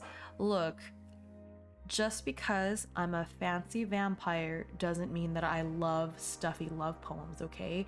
I actually prefer more modern poetry, and all the stuff that he writes me is so, shall I compare thee to a summer's day? I don't know if it's because he's a dragonborn or what, but it's a little too much for me. I wouldn't mind the poems so much if they were better written, you know? And I'm flattered that he's interested in me. It's not, you know, he's not my type, but I'm flattered. I wouldn't mind the poems if, you know, they were better written, that's all. And so she says that she personally prefers more modern poetry. Now, that's neither here nor there. I don't think that's really what the mayor's problem is. But, you know, since I have her ear, I decided to ask Opal, well, Opal, what is your idea of love anyway? How would you describe it? Do you have any cool love stories to tell me? So I'm going to make my inquiry. This is heart, just +2, and then inquiry +1. So it'll be +3 total. 6. All right, so I got one hit, which gives me +2 because of my inquiry skill. But it does make time pass, unfortunately. Oops, word.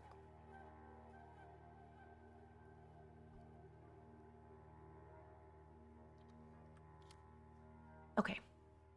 So, Opal. You know, I'll type it out first, and then I'll narrate.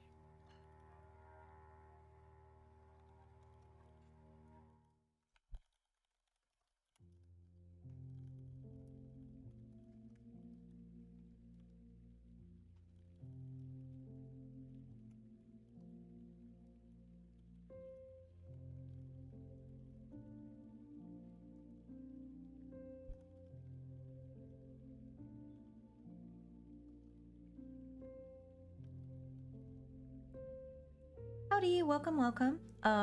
This is a game called Iron Valley, which is a tabletop RPG. Well, it's a solo version. I mean, I think technically you can play it with friends, but I'm playing the original solo version. And it's a tabletop RPG that is inspired by farming games like what all their names just pop out of my head, Harvest Moon and such. And so it's a story-based game where you are a person who has arrived in this, this farming area, I guess. I, of course, added my own flair to it. So this is a planet, the planet Pleiades, which is oceanic. No, it really doesn't require very much math. I roll dice, I add things to it depending on what I'm rolling, and I actually just rolled, so you missed a roll, but the next time I roll, you'll see. It's really just addition is all you have to do. So you can see my skills here. These are my various stats. Yeah, and I make up stories as I go.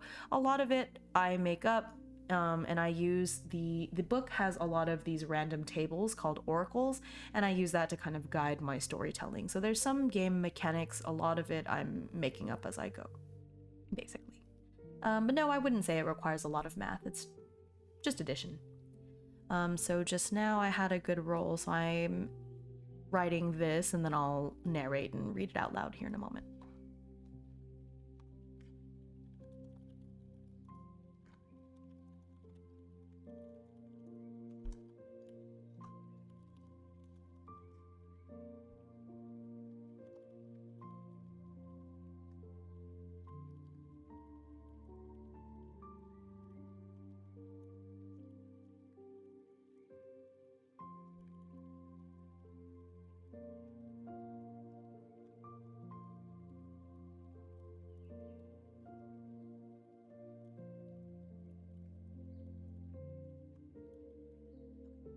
So while I'm helping Astra research love, I ask Opal if she has any epic love stories, seeing as she is a vampire who has lived, presumably a long time.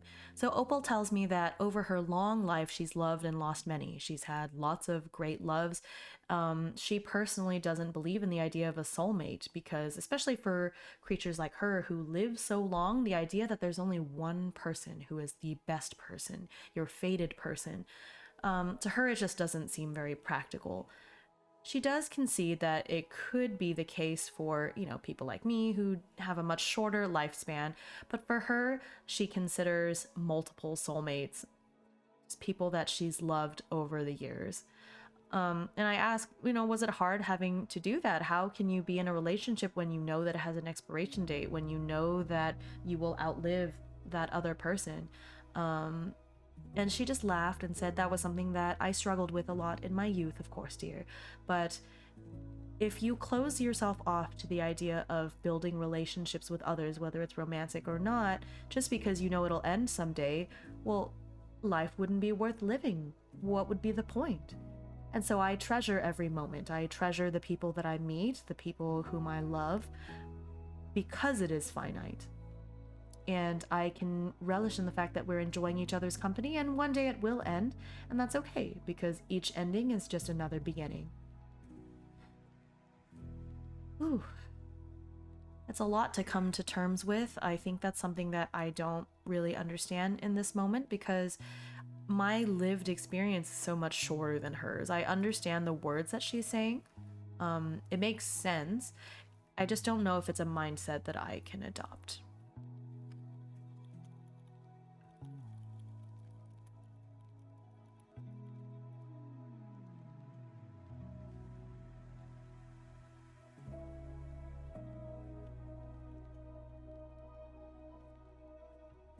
I add that to my notes for Astra. So love does not always have to be about destiny, and Astra is another being that's going to live for a very, very long time. She is a wood elemental, she's a tree spirit, and so I think that with her logical nature, she's probably not the type that will believe in soulmates and destiny either, and so I want to talk to her about love being a series of endings and beginnings, right?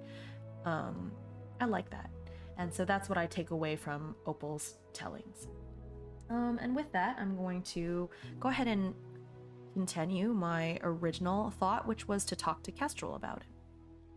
So I go into the mayor's office, and Astra does give me a bit of a weird look, but I tell her, oh, well, good afternoon. I'm actually here to talk to the mayor a little bit. Would you mind giving us a little bit of privacy? Or, well, I don't know if I really need privacy. Kestrel actually looks nervous when I suggest this, and he says, oh, perish the thought. There's nothing that you have to say to me that Astra can't listen to as well. He almost does seem nervous at the thought of her going into another room. And so when Opal said yesterday that they are basically attached to the hip, I can see that. I don't know. Is it normal to be nervous just because your assistant might leave the room? What on earth do they live together? Now, I just have more questions, right? Anyways, since he's already said that, I guess Astra can stay. I guess this is actually related to her research anyway, so maybe she'll gain some inspiration while listening to our conversation. And so with that, so I talk to Kestrel like, should I be referring to you as Mr. Mayor? Do you prefer a more official title? And once again, he says, perish the thought. That seems to be his catchphrase.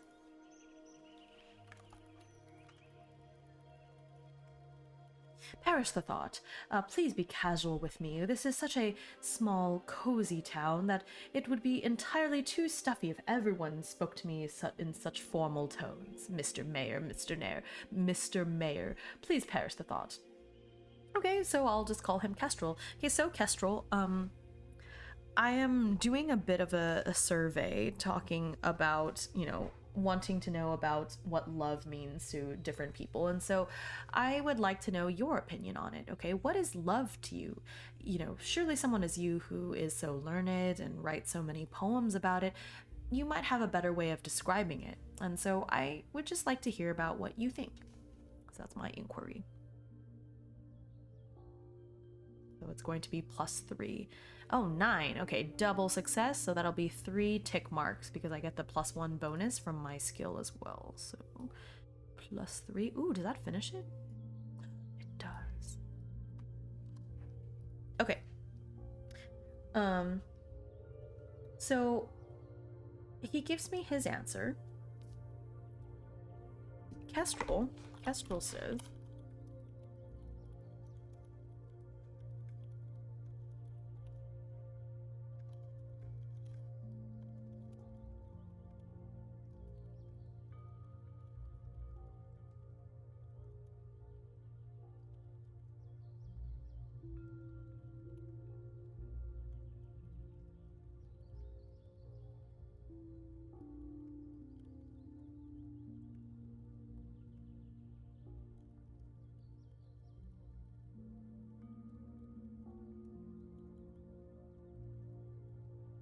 so Kestrel says that to him, love is an impulse.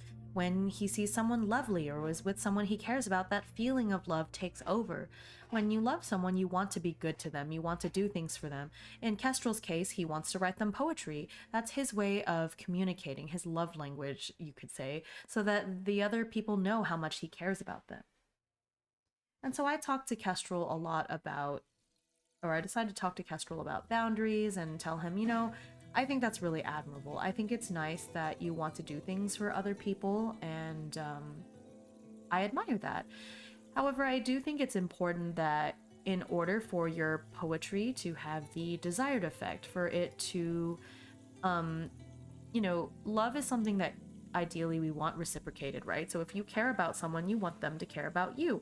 And if you want that to happen, you want your love language to match theirs in a way. You want your poem to be about something that they can relate to. So I talk about the different forms of love that I've heard about the last 2 days. So I talk about how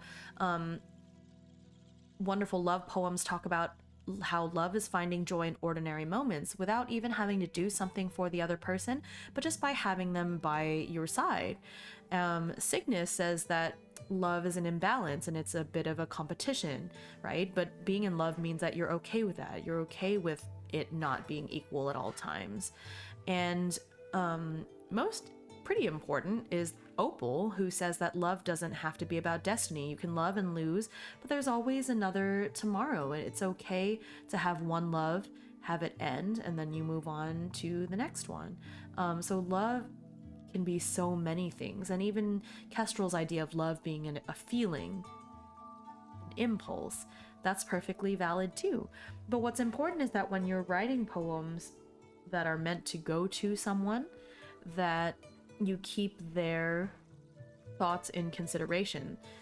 So if you're writing to a love poem for Opal, who doesn't believe in destiny and likes things that are more modern, you should try to tailor it to her, you know? So I asked Kestrel, have all your poems to Opal been the same in style? And he makes a face, but does ultimately admit, yeah, that's just my style though. Yeah, and I respect that, but if you want your poetry to have the intended effect, you might think about varying it up depending on your audience. So even though I'm talking to Kestrel, I can see that Astra is taking in everything that I'm saying. She's very obviously eavesdropping. She's a tree, I suppose subtlety isn't necessarily her thing. But so she listens. And after I'm done talking to Kestrel, she comes to me and says, "Thank you for talking to him. You took my request a step further even.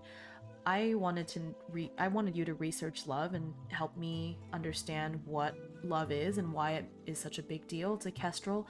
But I can't help but feel that you've lifted a weight off of his shoulders as well. He does look a lot more at ease after hearing what you have to say, and I hope that the next time he writes poems for someone, that it does have its intended effect on its recipient. Thank you." Right.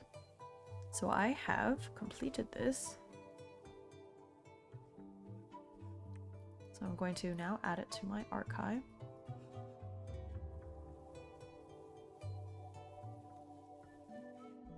Okay. And that is 3 satisfaction. I'm gonna fix this one.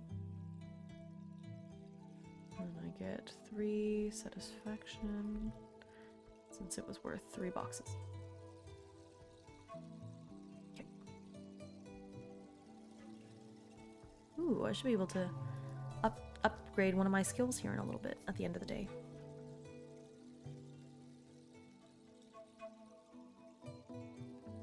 Okay. Alrighty.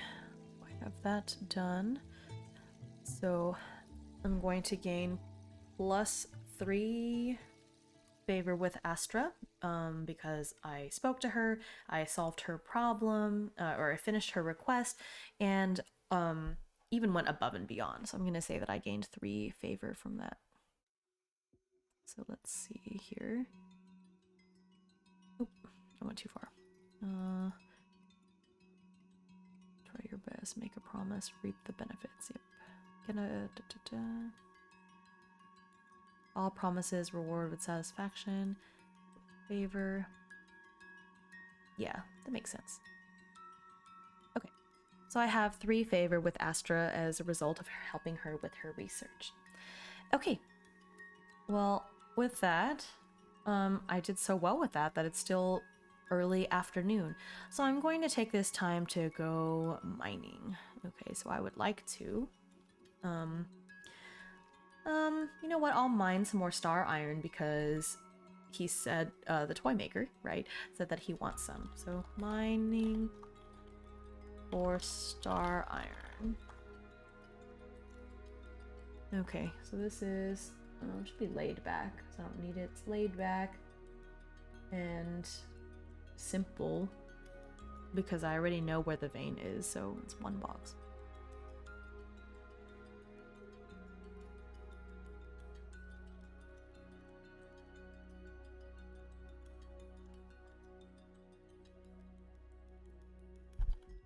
Starting to have enough characters where I'm forgetting some of their names.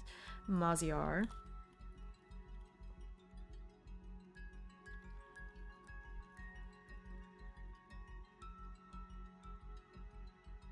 Okay. So let's go mining. So I'm gonna take my tools and go to the mines and go mining. Okay, so this is a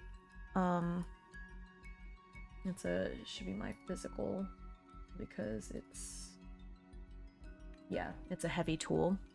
So iron, and then I have +1 from mining as well, so it's gonna be +4.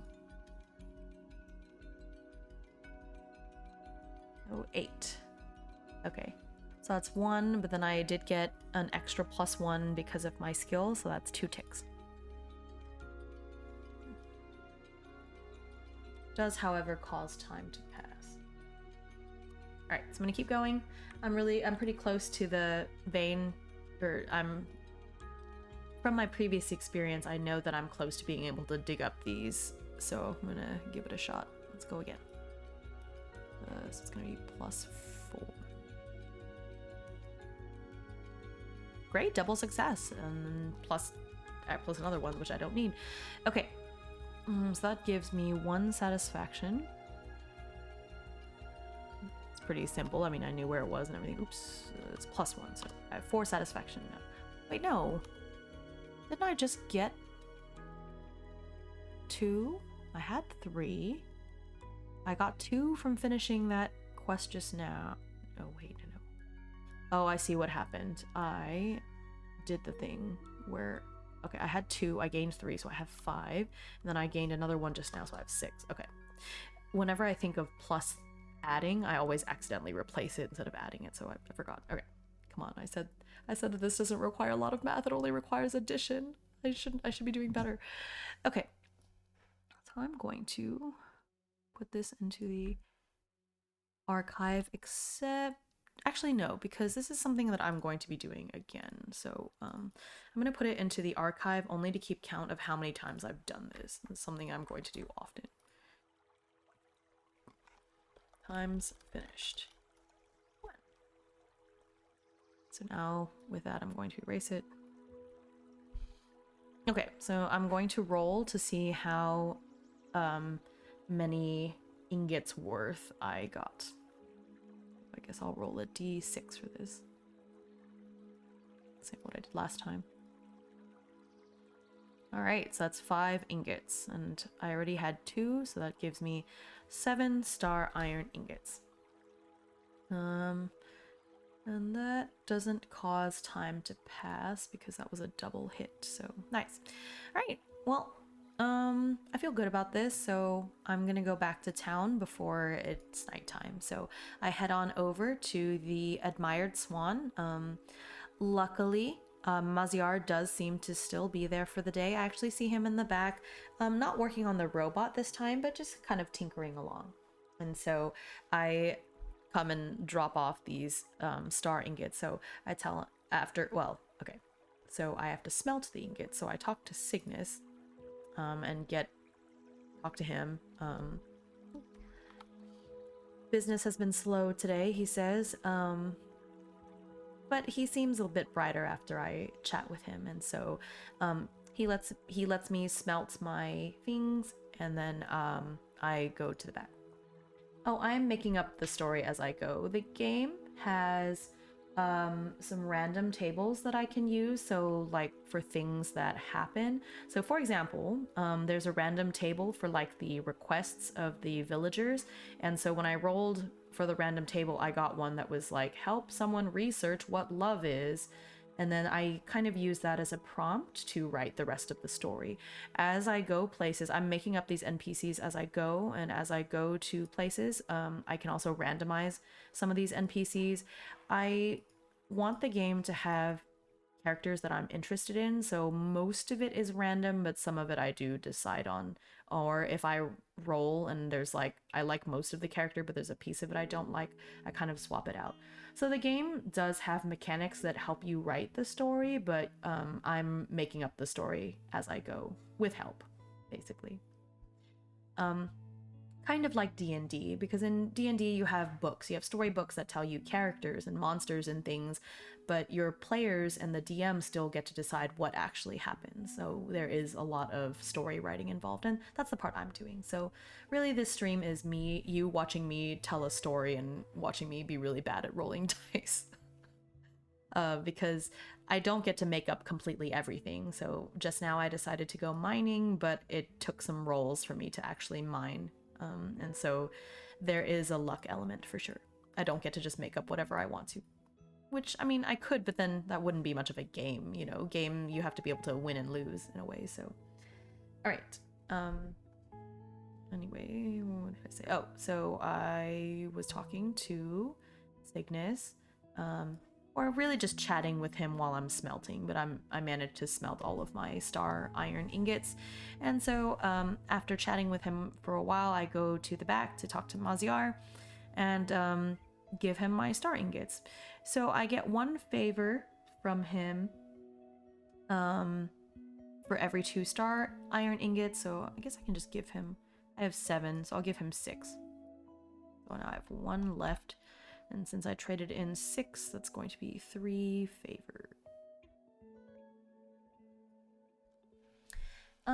The basic rules are, well, there's 2 basic rules. One is that the biggest resource I have is time, and that's why above my head I keep track of the time. So there's certain things that happen that cause time to pass. And when it hits 4 out of 4, I get 1 more action, and after that, the day is over. And so each action I have to roll. So I roll 3 dice. So when you see this, this is me rolling for an action. And so these 2 dice are the challenge dice. That's what I'm trying to beat. This d6 is my dice. So I take this roll, and then depending on what I'm doing, I add to it. So for example, when I was mining, I did +3 because the iron stat is like my physical ability stat. So mining involves like physical strength, me, you know, like hitting things with my pickaxe. So for example, if I roll this, I would take the 3 and I add +3 from my stat, and then because I have this mining skill, I get another +1, so I actually get to add +4 to my dice roll. And when I do that, what it turns this into is 7, and 7 is bigger than both of these, so that means that that's what I call a double hit, which means that for my quest, which I was doing, which was mining, I get 4 ticks. Each box I have to fill up with 4 ticks. Once I do that, I can start filling up the next one. Once all of the boxes for that promise are filled up with 4s, then it's considered complete. So then I get to progress the story. So like what I was doing just now with helping research love, it took me 2 days of talking to people and doing all these different things. And so I slowly filled up these 3 boxes. And then once I did that, I was able to complete the story. So I made something up about how we finished the quest and what happened afterwards, right? But you can see this is my archive of all the filled ones. So things that only that have less boxes are easier quests. So for example, this one, this one was just me finding an item. So it was only 1 box and I found something pretty quick. Whereas this was me researching, it took 3 boxes, so it was something that took me 2 days to do, basically. You can see this promise that I'm doing at the top is me trying to learn the history of Hope Isle, and it has 6 boxes because it's something that's really difficult. I have to ask people, I have to do a lot of research. It sounds complicated, but that's really all it is. The more... actually, let me show you this. I have this open in another tab. Wait, no, I don't. Do I? Oh yeah, I do. Here. So this is the moves list of the game. It's a really nice cheat sheet because sometimes I forget to, but basically it kind of just tells you. So when you try to fulfill a promise, you roll, you add things, stuff happens. And then when you get a weak hit or a miss, then time passes. And when too much time passes, the day ends. That's basically it. And you'll get a sense for it the more I go, but that's basically all it is to the game. And so as you do these things and progress these quests, then the story goes on and time is passing. And so you're writing a story, but using dice and some random tables to help influence what exactly happens. Yeah. I know you're using your brain. I'm using my brain too. I gotcha, especially after a long day, but it's a lot of fun. I enjoy being creative, especially because my day job doesn't allow me to be very creative, so it's nice to come home and get to write a story and, you know. Okay, anyways, so I did that. I gave him the star iron. And a lot of these things I decide. And so Maziar makes toys. He wants star iron ingots so he can use them to make toys. So I decided on this rule that for every 2 star iron ingots I give him, I can get +1 favor. And so favor, there's no currency in this game, so favor is kind of what you use for currency. So for example, if Maziar was to make a toy that I really wanted to buy, well, he's got a lot of favor with me, so I could cash in on the favor. So I could say, oh, I'm gonna buy that, so this goes down, and then I get the thing. The rules are very soft. There's a lot of room for maneuvering to make it match what you want, really. Because it's a game that you make up as you go, it's not like the Iron Valley police are going to come and bonk me for making up stuff. So it's nice and freeing in that sense. But yeah, if you ever have any questions, I'm happy to answer them. But that's basically the gist of it. I linked to the page for the game, so if you ever want to flip through the rulebook, it might make more sense too. But they've provided a lot of resources and information on how to run the game, and like I said, I have that moves list in another tab, and so I always have that open to look at too. It's really helpful. Okay, so I still have lots of time in the game, so I did some mining. I did much better at mining than I expected, so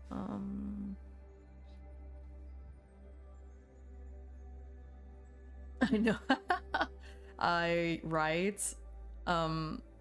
Bonk me for not rolling high enough. It's not my fault. My luck is bad. It's not my fault.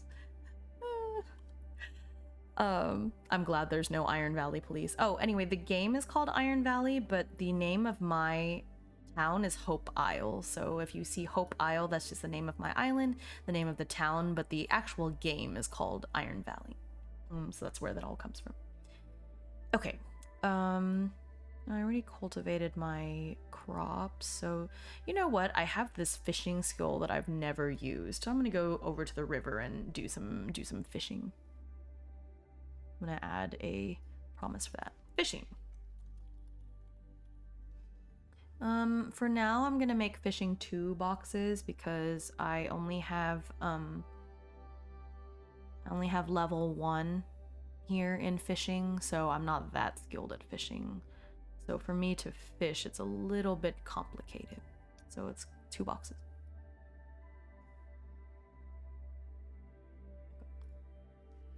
All right, let's fish. So fishing, I'm going to say, is a light tool, so I'll make it an edge roll, and then I have a +1 from the actual fishing skill, so this is going to be +3. Yay! Okay, so that's 2 hits. And then time does not pass. Keep rolling too far. Okay, that's 2, and so since time doesn't pass, I'm going to keep fishing. I'm gonna do it again. That's +3. Yeah! Another hit! Okay, so see how I've filled up 1 box, but for me to successfully finish fishing, I have to fill up both of these boxes. But because I had a hit, because 4 + 3 is 7, and 7 is equal to or match or higher than both of these numbers, so that's 2 ticks that I get. So I'm going to go again. 4 + 3 is 7. Okay, so I hit 1, but not the other. So that is a weak hit, so I only get 1 tick, and it causes time to pass. All right, but I'm doing pretty good at fishing, and I get 1 more action for the day, so I'm going to try 1 more time. Another one. All right, it's a 5. Okay, so that's a weak hit. Okay, so I just get 1 more. All right, well, I wasn't able to fully get fish today, but I'm feeling pretty good about it. I'm feeling much stronger about fishing. So I think tomorrow, if I fish, I'll be able to actually fish something up. So I feel pretty good about that. Okay, and so that means the day is over. So it's a new day. So I take my body, walk my tired body back to the cozy nest to call a night. Okay. It's a new day. I fished a broken. You know what? You're so right. I did. I basically fished some trash. That's a much better way of doing it, of saying it. I fished some trash. I didn't find any actual fish, but I got a better feel for fishing. So, all right. It's a new day. So, at the end of the day, I can cash in my satisfaction for skills, basically. So, ooh. Do I want... Oh, actually, this is satisfaction +3, so I can spend all of my satisfaction to gain a level up in fishing and farming. Look at that. Yeah. Okay. Good. See, this is going to be actually... no, I'm not there yet. It's okay. I'd rather progress. Okay. So now my fishing and farming are level 2. So next time, as long as I get 1 hit, it adds another tick. So if I get, even with a weak hit, I can get 2 ticks. And that's why having level 2 in a skill is really, really helpful. And now I can fishing. Okay, so it's a new day. I go down and Spruce is there at the front counter, so I have a nice chat with Spruce. I help Basil make breakfast as usual using my soupification magic, so I help them make some soup, and so they both like me a little bit more than they did before. All right. After that, I'm going to go ahead and work on my crops for today. So I'm going to cultivate my garden plot. So that's light tool, right, just hoeing. So +2 from my stat, and then +1 from farming, so it's gonna be +3. So 6. All right. So that's 1 hit, but because I have level 2, that's 2 ticks. 2, 4. So that's 2 ticks. However, it does cause time to pass. Sometimes I have to roll. So I have this skill called Inquiry, where I get a special like bonus when I'm asking about things. And so if I use that, I do have to roll, and so if I fail it, then I don't get the information that I need. But just for chatting with people, I just, we're just getting to know each other. I give a favor, just 1 favor each time I'm just friendly chatting with someone. But yes, I have lost favor before. I was talking to this person, I tried to ask them what they thought love was, and he kind of was like, we're not close enough to be talking about these deep topics, and I lost a favor. That's something that you can decide, though. Like, I could have chosen just not to gain favor, but I thought that in the context of talking to him, it makes more sense for my favor to go down, because it's kind of like you're talking to somebody about something they don't really want to talk about, and I took a chance on it, but it made him uncomfortable, so I removed a favor. So I guess that's a mechanic I decided. The game has a lot of guidelines, but what I enjoy about this game is the rulebook has some like special rules, or like, oh, if you want to make it more difficult or more easy, you can do it this way, and so you get to make these kind of decisions, right? But yeah, so long story short, yes, you can lose favor, but you also use favor to cash in on things. So like, for example, I have 4 favor with Basil. And so if I ever ask him for things, you're kind of spending favor. There's no currency in this game. So if, for example, I wanted Basil to cook me, like do me a favor and cook me up something nice, I would just have this go down because I'm spending it. And so it's useful in both those ways. The heart events go up as you accumulate 10 favors. So every 10 favor you get, a heart event happens. And I think that's supposed to be how it goes. Is that what they said? Heart events? Let me find it.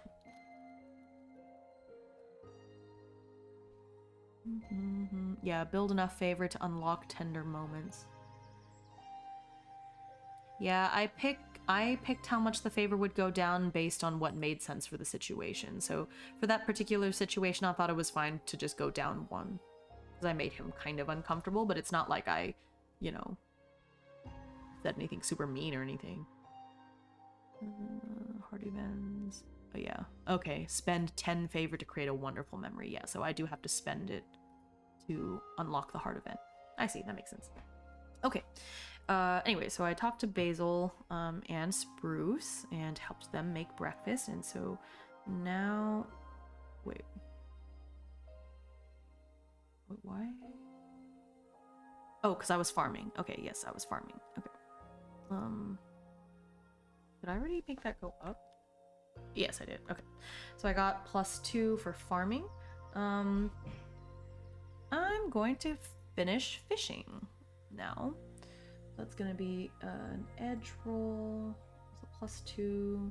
And I have +1 for fishing. Okay, cool. So another +3. 8. Yay! That's a double hit. Okay, and I actually only needed 2 more. I got 3, but yes, yay! I finished fishing. Okay, so now I'm going to roll from the fishing oracle list to see what fish I got. Fish. Those are fish. Okay, there's not a fish list. Okay. You know what I'm gonna do? I'm gonna find Animal Crossing spring fish list.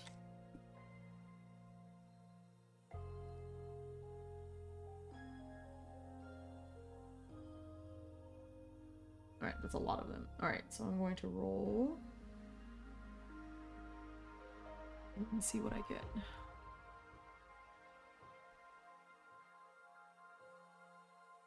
$73. I don't know if there are 73. 73. Towards the bottom of this. There's so many fish in Animal Crossing. What the heck? Okay. I think I'm good with this. It's about 73. Okay, it's a mahi-mahi. So I fished some mahi-mahi.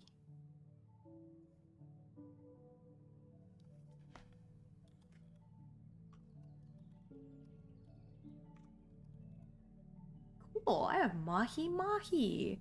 Okay, I'm going to go ahead and just use my soupification skill on the mahi-mahi and turn that into mahi-mahi soup.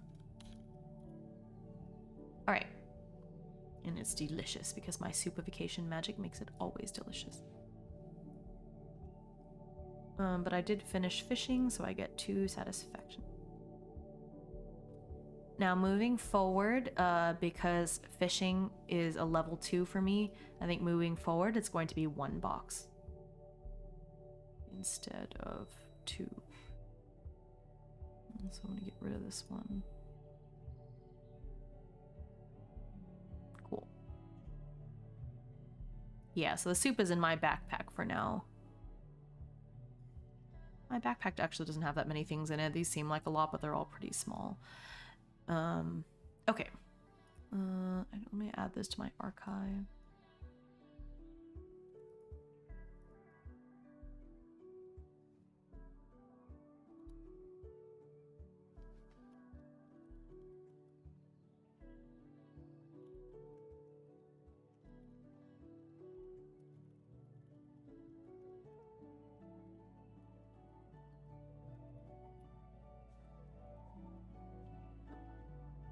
Alright, so now I've got some mahi-mahi soup. Okay, so I'm going to... You know, I want to... I haven't talked to Cave in a while, and Cave has a tough job standing in front of the dome guarding it every day, so I'm gonna go talk to Cave and see if he wants some of my mahi-mahi soup. So I walk out to the... Oh no, that was a double hit, so time doesn't pass, right? Okay. Yeah, mahi-mahi. It is the big 4-head fish. It's cute.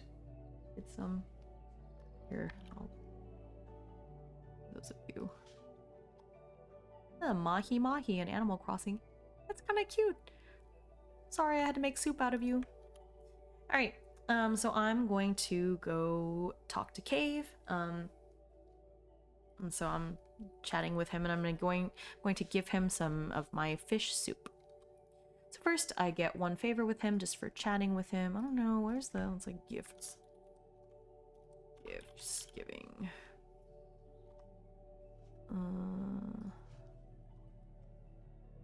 Gifting section. Everyone has a favorite. Oh. Oh, I see.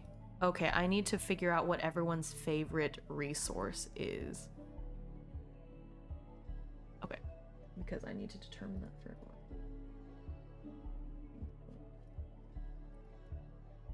Townie favorites. Okay, so I'm, you know what I will do is I'm going to roll to see what his favorite resource is. And then if it happens to be fish, I might get more favor, and if not, something else is going to happen.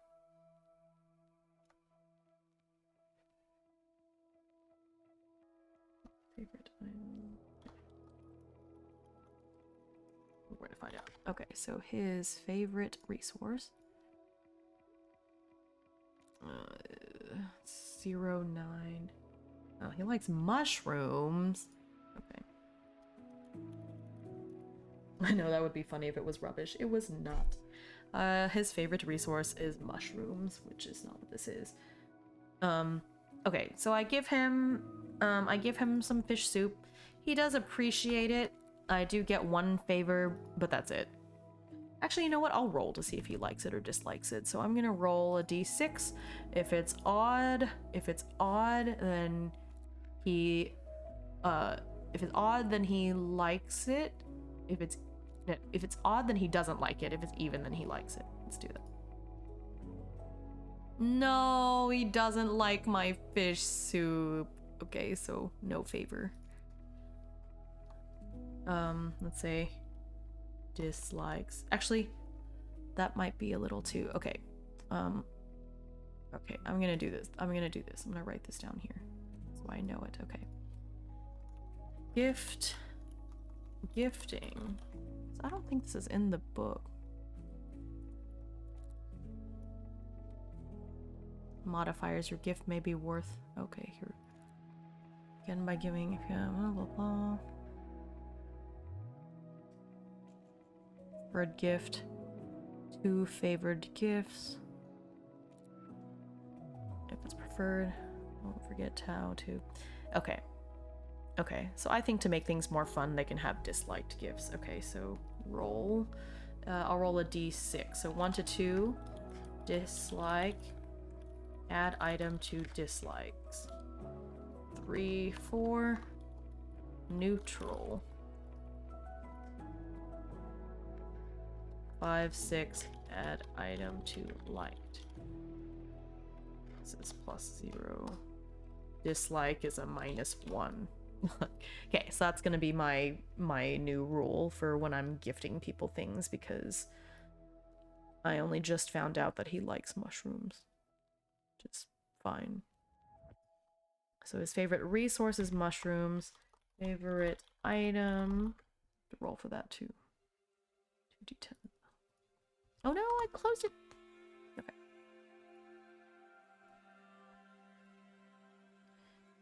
Uh, 48. Art. What? Art? Art. I see. Okay. Cool. Okay, so I'm gonna roll to see if he likes my fish soup or not.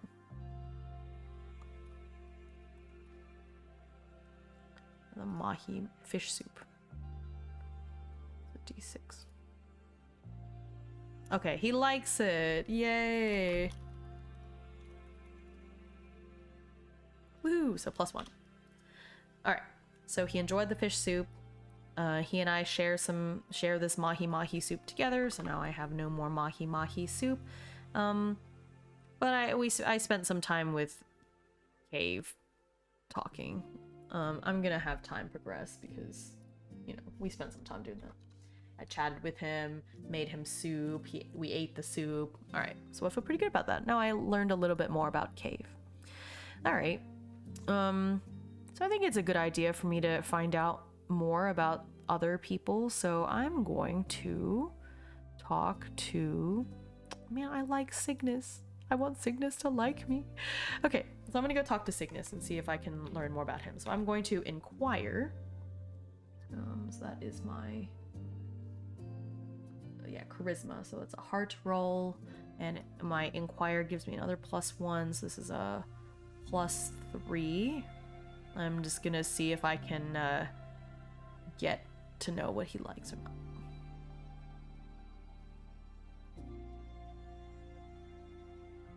Cool, double hit. So I now will find out his favorite. Okay, favorite resource, favorite item. Now I'm gonna roll for them and find out. So I'm chatting with him about what his favorites are. I succeeded. Okay, so his favorite resource, that's 50 wood. I guess that makes sense. He works at the department store. Favorite item. 10 is shoes. Oh my gosh. Wait, so what doesn't that mean that he would love wooden shoes? That's so funny. Okay, okay. Oh my gosh, that's hilarious. Okay. All right, in that case, cool. All right. I'm going to buy an axe. I'm gonna do that. So I asked Cygnus, like, okay, I would like to buy an axe because I want to do some, you know, some harvesting of wood since you like it. And, you know, you did tell me, you and Maziar did tell me before that there's been kind of a shortage of resources. And so I think it might be a good idea to help that out. So I'm going to cash in on one of his favors to get an axe. I'm going to add that to my tools list.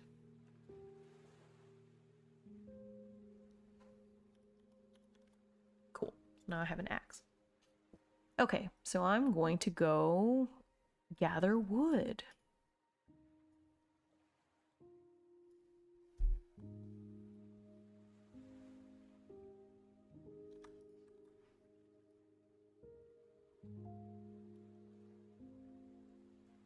Okay. Since I don't have the skill right now, I'm gonna say that it's 2 boxes. Okay. Once I have the skill, it can go down to 1, but for right now, I wouldn't say that I'm particularly good at it. Is there like a wood foraging? Oh, okay, so this has to do with foraging, I guess. Okay, so I'm gonna go go to the forest and chop some wood. That's an axe, so I'm gonna consider that a heavy tool because it requires strength. So I'm gonna roll iron, so that's +3. Cool. Let's go to the woods and gather some wood.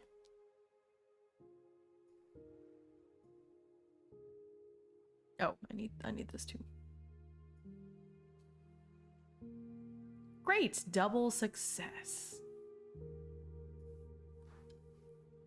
And then it's critical because these two numbers are the same, so it's another +1. So I get 3 ticks from that. And time does not pass because it was a hit, a full hit. Let's go again. That's 3. Oh, that's another 2. So I go again. Oh gosh, I seem to have a talent for cutting trees down. Oh, look at that! One more time. Oh my god, I'm a natural. I guess I need to do more things that have brute strength because it's just +3. I'm amazing. Good, I gathered some wood. Okay, so first I get 2 satisfaction. It's 4 satisfaction total. I've gathered wood. Add this to my archive so I can keep track of it.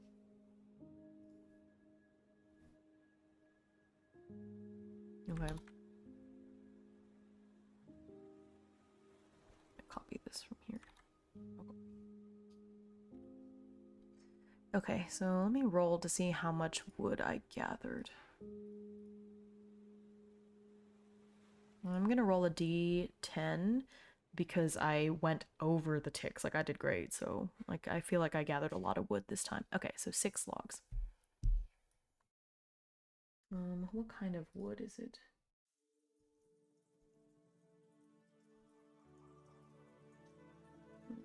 Location crops. Is there another, like...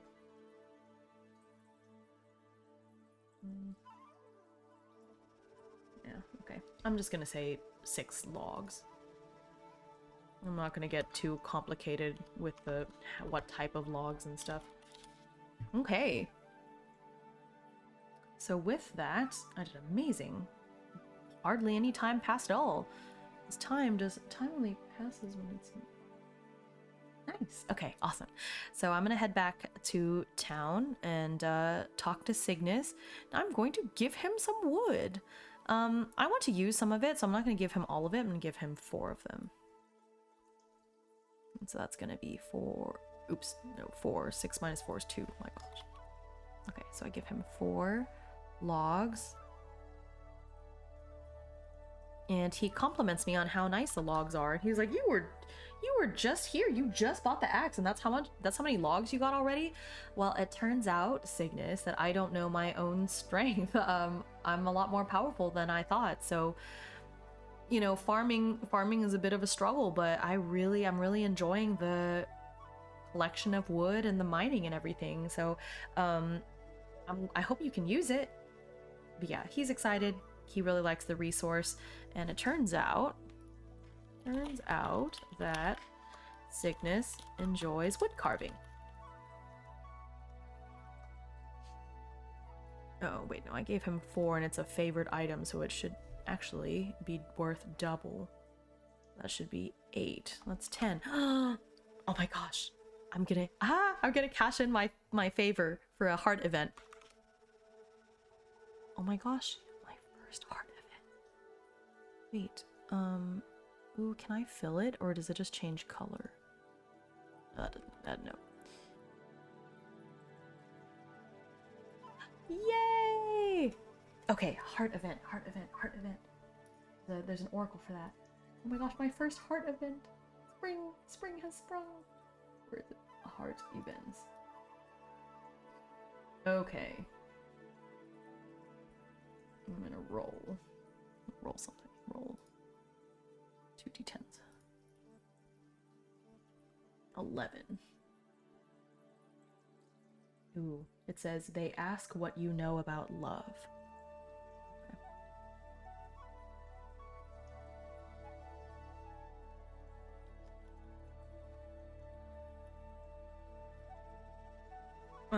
So Cygnus and I get to talking, and he mentions that previously I asked him what he thinks love is, and now he wants to turn the question back to me. And so I tell him, you know, originally I was supposed to research what love is because it's something that Astra wanted. It was a request that she had. But talking to various different people about it, it really opened my eyes. I came from a different place. I came from a different continent. And back then, ever since I was a kid, I knew that the continent was sinking and time felt so finite. And I was afraid to open up to anybody because who knew how long we could be together? Who knew if we would even survive the continent sinking? And so a part of me didn't really want to open up to anyone. So I guess it wasn't until I had that request from Astra that I even had time to think about what is love, what does it mean to me, and hearing everyone's different responses on what it is was really eye-opening. I'm not sure that I know what love is. I don't know that I've experienced enough. I don't think I've ever been in love, like I said, so I would like to believe that it's a combination of what everyone said. I really like what Opal said about love being a series of beginnings and endings, right? And I want to say that, in a way, even the start of a romantic relationship is like the end of something, right? It's the end of a friendship, or it's the end of that previous relationship and it turning into something new. And that's what I want to think about it too. I want to think that with the closing of that platonic relationship, that it can open into a sort of romance. And even though I haven't experienced it for myself, I think that's what I believe. And I might not believe that a week from now, but that's how I feel today anyways. And so I ramble on for a while, and Cygnus surprisingly, he doesn't seem like he would be a good listener, but maybe that's just because all of my dealings with him so far have been more business like. And so I haven't really had a chance to talk with him about this deep subject. Even when I talked to him about love before, it was just research for Astra, so I was just asking him in passing. This is the first time that we've really gotten to sit down and talk about it, and he's actually a really good listener.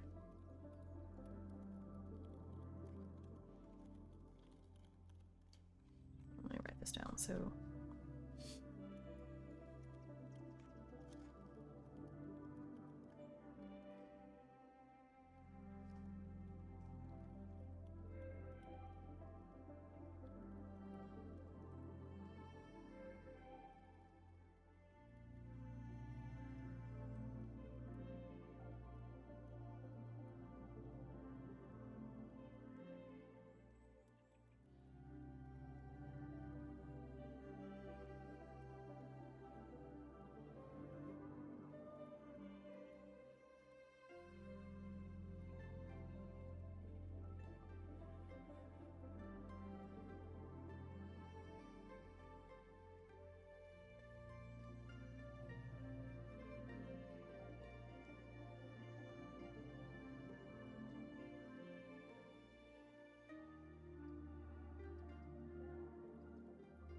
yeah. Okay, so I think that out of all the definitions I heard, I like opals the best because it's just beginnings and endings. It's a cycle, and I don't want to leave things to destiny. So I hope that if one day I find someone I love, that I can be honest about it and act on those feelings and, you know, have a nice relationship with that person. Cygnus seems somewhat impressed by my answer, and he says, I wasn't expecting you to think so deeply about it. For someone that says that she's never experienced it, you sound like you have a pretty strong opinion. We laugh about that, and yeah, so we pass a lovely afternoon together.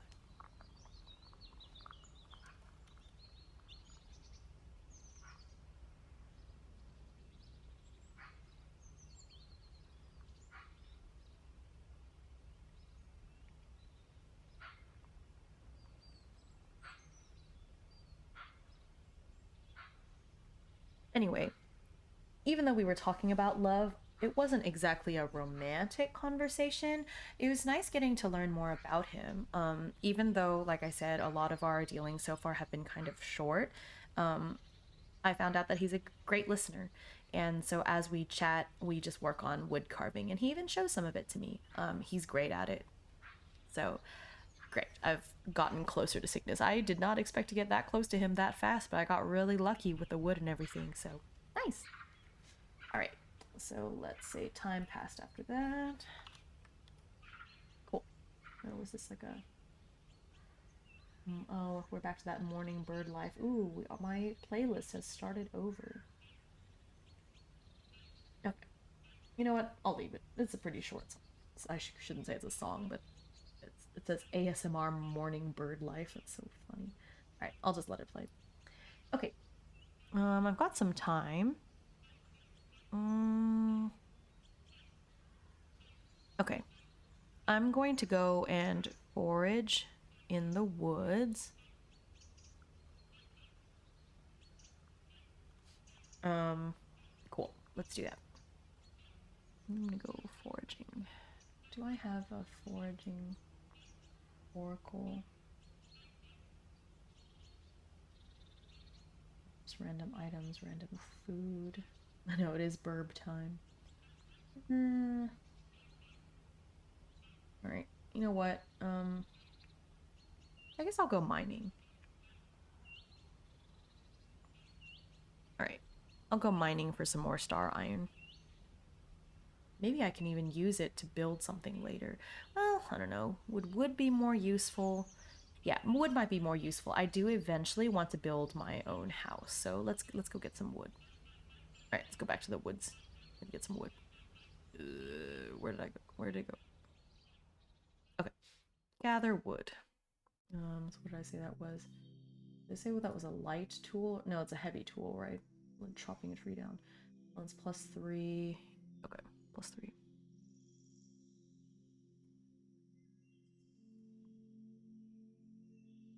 Oh, success.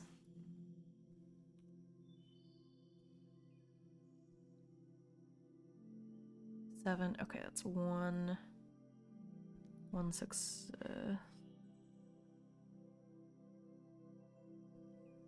Wait, is a 10 really a 10 or is that a 0 in this game?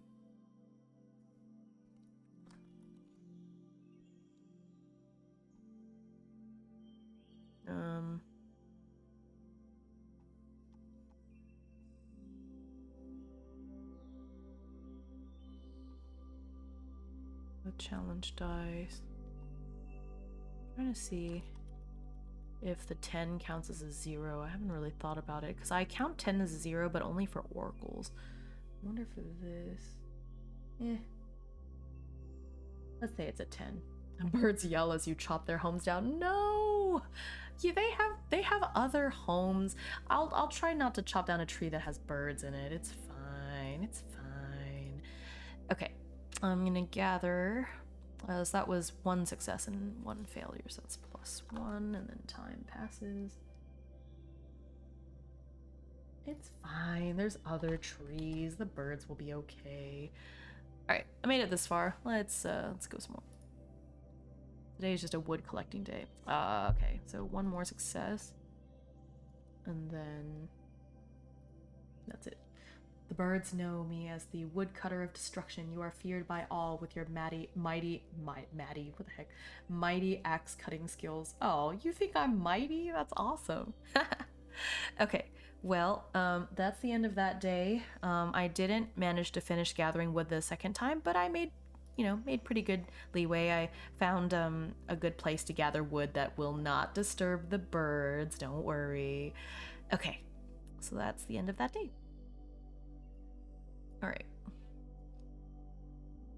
Day 11. Okay. New day. Okie dokie. First things first. Ooh, Matsuba's birthday is next week. I should find out what Matsuba likes. I don't know them particularly well. No birds. Didn't you hear the birds? They sound so happy. They're fine. They're fine. Okay. So I think something I could do today is go talk to Matsuba. I'd like to know what her favorite things are since her birthday is next week. But anyways, for now, I'm gonna do my usual. Help Basil make breakfast. Okay. And then I'm going to take care of my crops.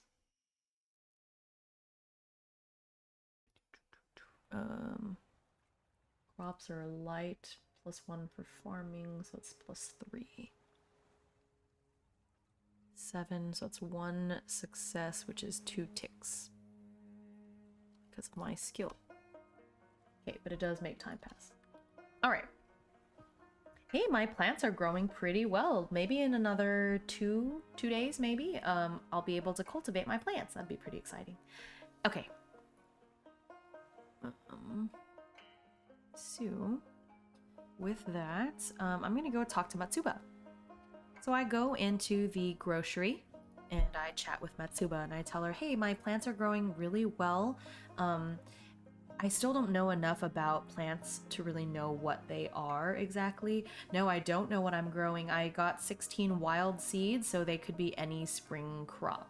And I have a list of the spring crops, so I have some idea of what they could be. But once I harvest them, I'm just going to random roll and see what they all are, basically. But yeah, so I do not know what I'm growing. They're spring vegetables. I do know that much. But yeah, so I update Matsuba on how my crops are growing, and I'm really excited to be able to give her the seeds and everything once I've harvested them. It's my first time growing vegetables, so it's exciting.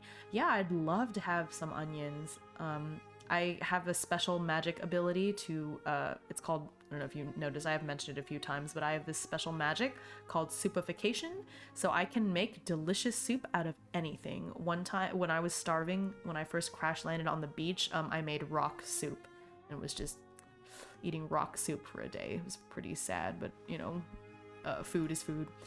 Cool, so I'm going to talk to Matsuba and inquire about her likes and dislikes.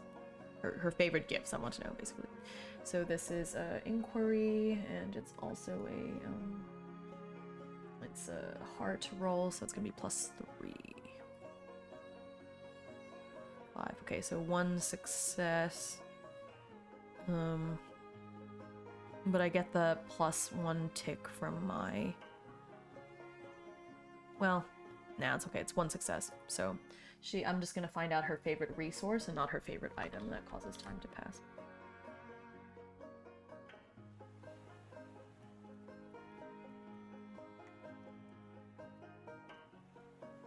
Maybe we just spend so long talking about her favorite resource that I don't even get to ask her what a favorite item is. I guess that's my failure.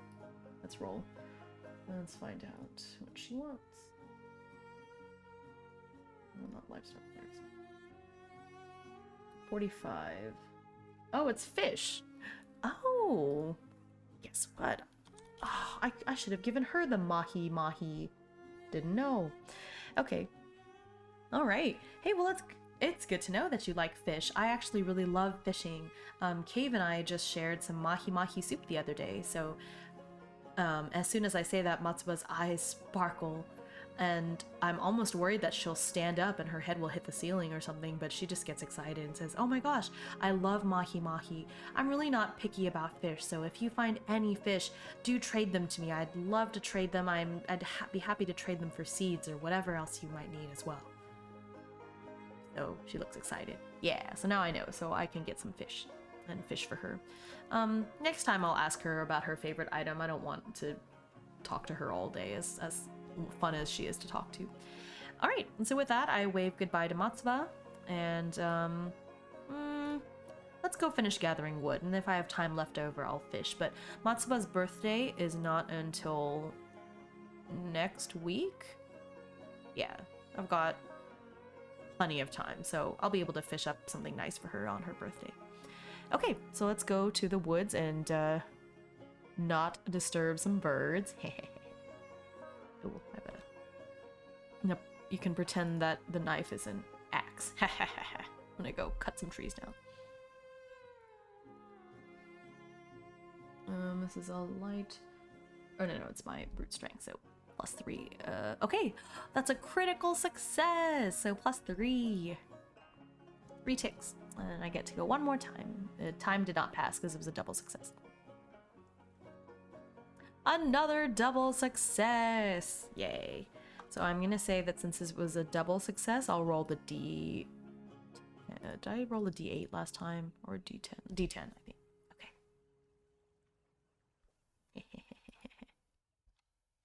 Alright, let's see what I get. Oh, wow.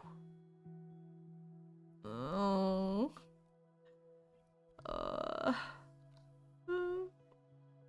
All that for one log? One log? That's all I get? Okay, I got 1 log. But at least I get 2 satisfaction.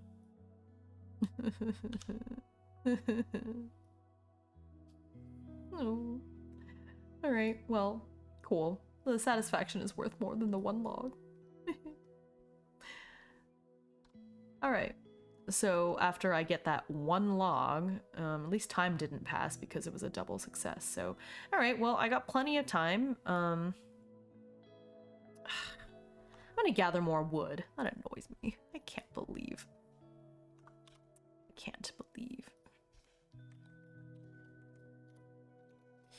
Okay. Can't believe I did that for 1 log. Alright, well, I'm gonna keep gathering then, because got 1 log from all that. No! Actually, I don't know if I want them to be worried or not. Okay, alright, let's go. Let's roll. Oops. So, oh my god, double failure. Oh no. Oh no. You jinxed me. You jinxed me. Look what you did. Okay, time passes. It's a double failure. I'm already here. Let's try 1 more time. Or 2 more times, I guess. Okay, thank goodness. Double success. That's +2. Let's try. Let's go again. Please. That's 1 success, 1 failure. It does cause time to pass. Let me go 1 more time. Hopefully. Oh, good. Double success. Never mind. I can keep going. Let's go again. Double success! 1 more time. 1 more time. Double success. I'm amazing. Okay. So I'd finish that one again. That's 2 satisfaction. I'm doing amazing. Okay. And then this is the 3rd.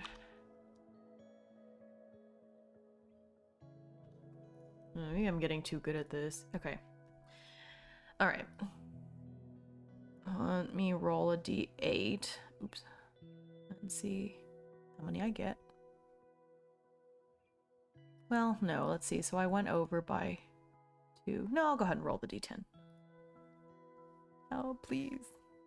Okay, that's at least better than a 1. So I get 3 more logs. So I have 6 logs now. Cool. That's double success. Okay. And let's... Okay, I'm gonna go back to town. I'm gonna go back to town. I don't want to gather more wood for right now.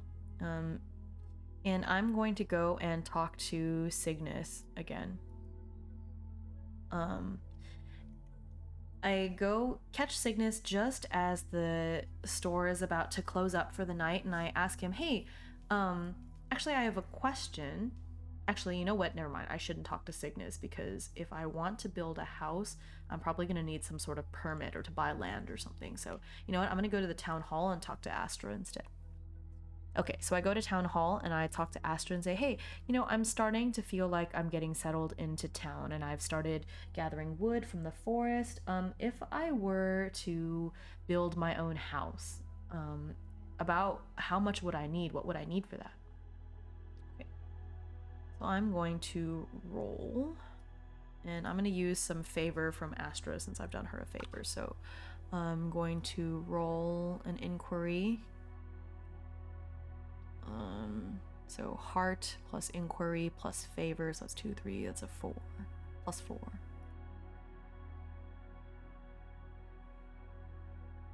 Okay, so that's 1 success, 2 ticks for finding my place. It's not illegal. Okay, so Astra tells me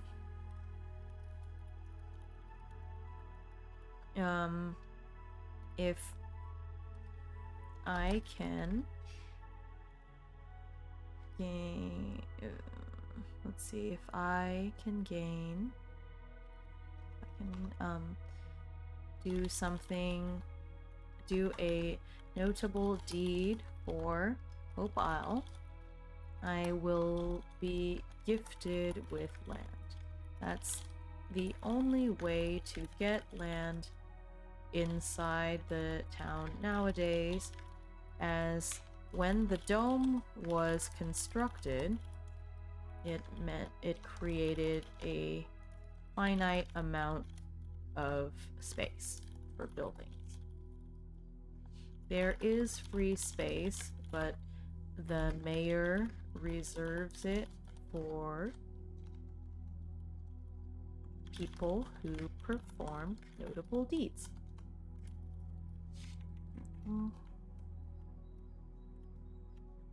Become a citizen and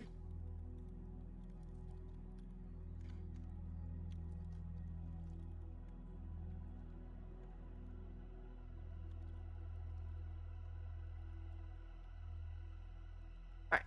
So Astra tells me that if I can do a notable deed for Hope Isle, I will become an official citizen of Hope Isle, and that seems redundant. An official citizen and be gifted with land to construct one building of my choice. That's the only way to get land inside the town nowadays, as when the dome was constructed, it created a finite amount of space for buildings. There is free space available, but the mayor reserves it for people who perform such notable deeds. This is a bit of lore from the previous stream or the creation of the town, but basically, Hope Isle is the town of Hope Isle has a big glass dome around it that was constructed by visiting aliens many years ago, or that's part of what I'm researching. I don't know exactly how long ago it was, but Basil and Spruce say that they've been here for more than 50 years. They've been here all their lives, and the dome was already here when they were born. And so anyway, the aliens that visited at that time helped construct the dome, and the dome helps improve air quality and keeps the whole place a little bit better pressurized, which my guess was that it's to help any visiting aliens because, it's less of the atmosphere pressing on them, I guess I can say. I don't know, it's science and stuff. But yeah, so there's a big glass dome. And so because they can't change the size of the glass dome, the land inside is fixed. And that's part of why there's like a community garden and all that stuff. So when I've gone out to the forest, I've actually left the dome. That area has no glass around it. But yeah, just the town has the glass dome. Anyway, so if I want to build something inside the town, that's fine, but only if I become an official citizen, and I can only become an official citizen if I do a notable deed. And so right now I don't really know what that notable deed is, but that gives me something to think about. And at that point, Astra actually says that I will not need to provide raw materials. I will be able to buy them or cash in favor to get raw materials. So I don't have to amass quite so much wood. But it would be nice to have my own just in case. Now, most of the buildings around here are made out of metal, but I really like the cozy feel of wood. So I'm going to keep gathering wood, and hopefully that brings down some of the costs of building my home once I get to it. All right, so with that, I still have time. Oh, no. That makes time pass because I only had one. It was a good hit, but it was like one success, one failure, basically. So, okay. And so time passes, and we're going to move on to the next day. Blossom Day. I don't know what the heck that means. I guess I'll find out. I'm going to read up on it.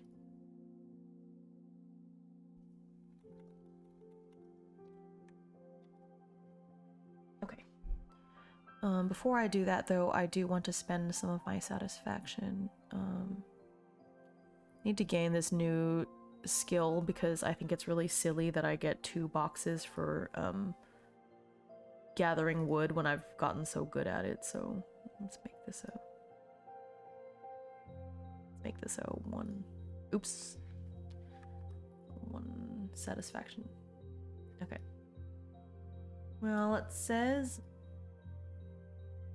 skills that were listed here doesn't have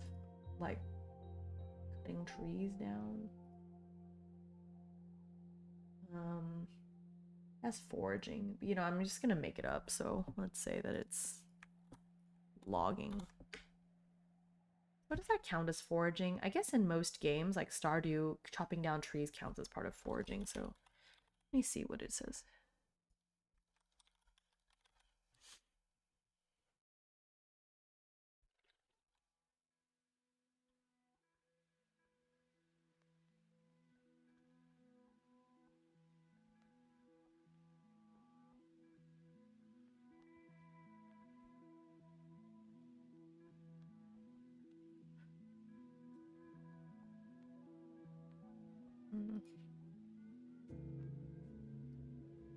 No scavenging around for food.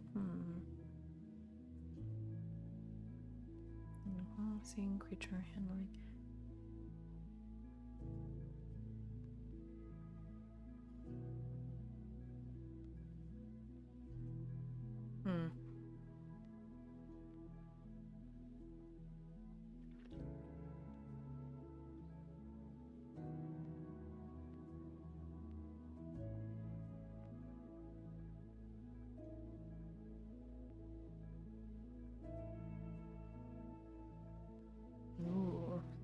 Searching.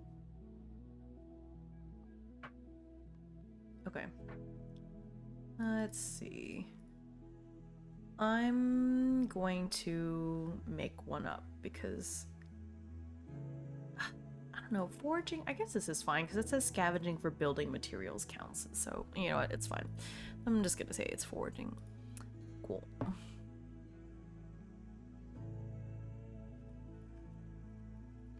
Okay, so I learned foraging, so that's cost 2 satisfaction. And then I'm going to use 5.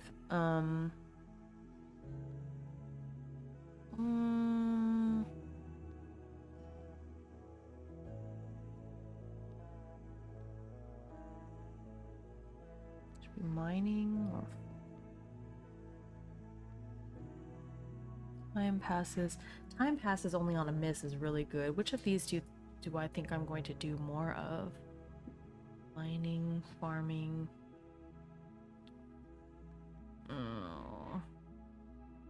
Fishing, inquiry.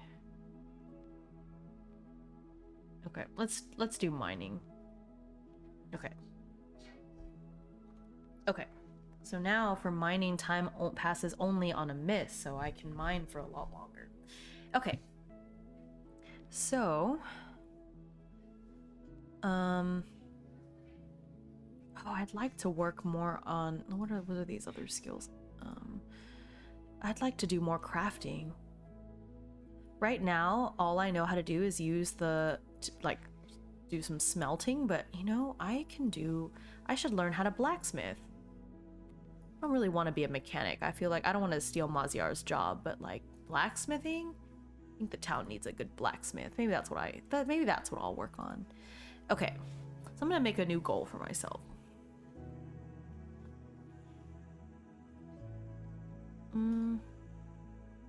I know this one will take a while, so I'm gonna do this.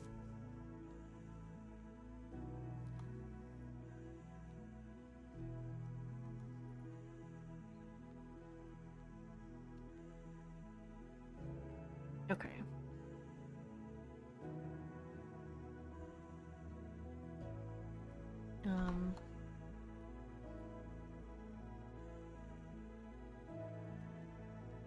Alright, so I want to gain some skill in blacksmithing. So I want to learn more.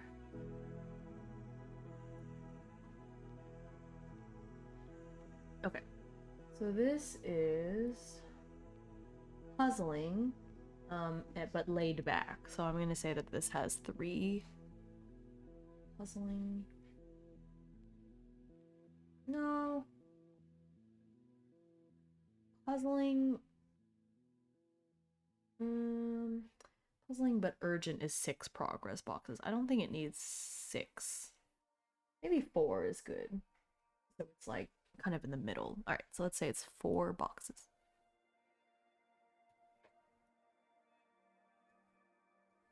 Oops. Okay, so step 1. So steps and notes. Oh, this boxes. There we go. Thanks for the good luck. I'm glad you enjoyed it. Yeah, hope you can tune in next time. I'm trying to stream this at least twice a week. I really enjoy it. So, thanks for coming. See you next time. Okay, steps. Okay, step 1. More about other metals. Mine more metals. Gain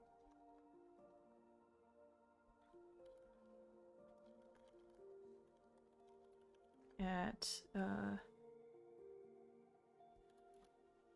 the ingots. And then step 4 will be craft something using blacksmith.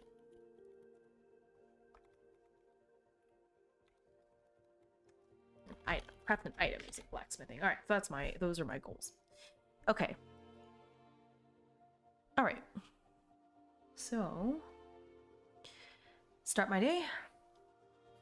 I'm going to help Basil make soup for breakfast, and also use that time to say good morning and chat with Spruce as well. Okay. I talked to Spruce, or I want to talk to Spruce about possibly having a forge built that I can use, because I'd like to not have to go to the department store every time. And so I'm going to inquire if that would be okay for me to add to my room.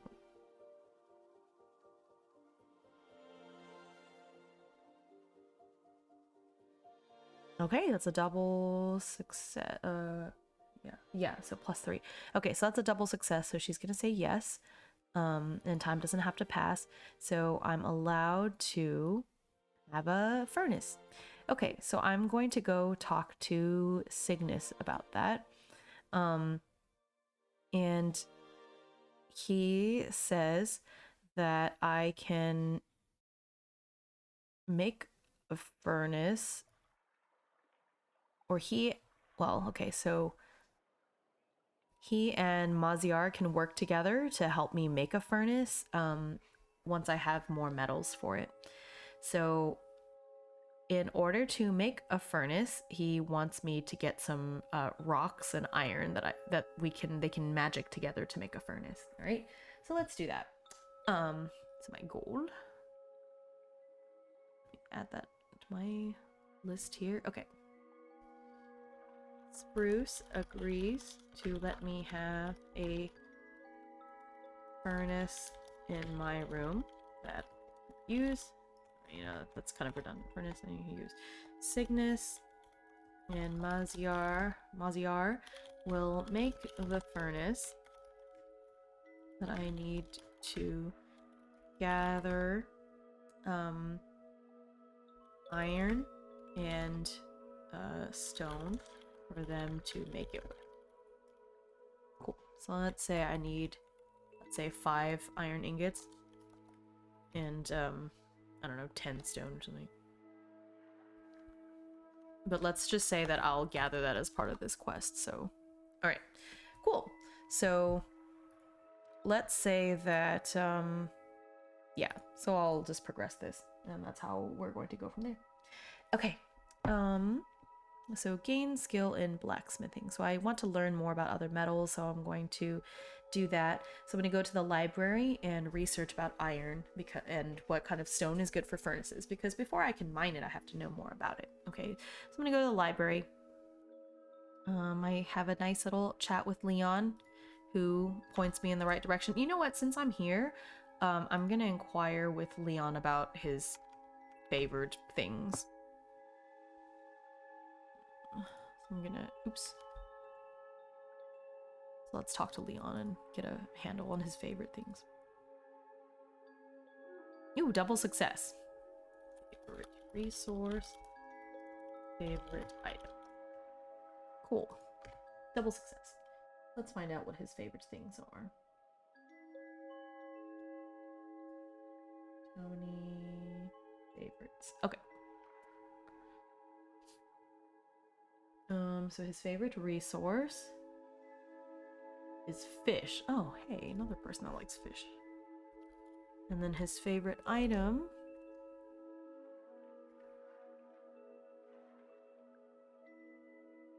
home goods. Oh, interesting. Home goods. Home goods? What exactly counts as a home good? What are home goods?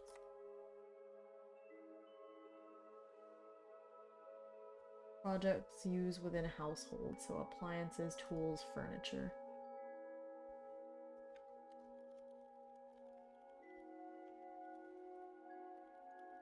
Actually, it could be nice if I get to crafting and I can make stuff for him. That's kind of neat. Okay, cool. All right. Good to know. Good to know. So time doesn't pass because of that, which is nice, because it was a double success. Okay. So I'm gonna go ahead and roll for this quest now. gain skill. So right now I'm learning about other metals, so that's going to be a wits roll, unfortunately. It's not inquire is what I'm asking people, right? Yeah, asking questions, being nosy. If I want something like this, might want some more academics or searching. Yeah. Okay, next time. Academics might be good to work on next time though. Okay. So I'm gonna roll for it. I only get +1 for this, so we'll see.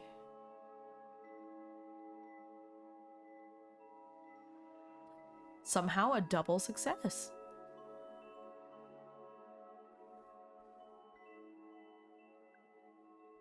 Oh, you know what? Actually, I did not see what Blossom Day is.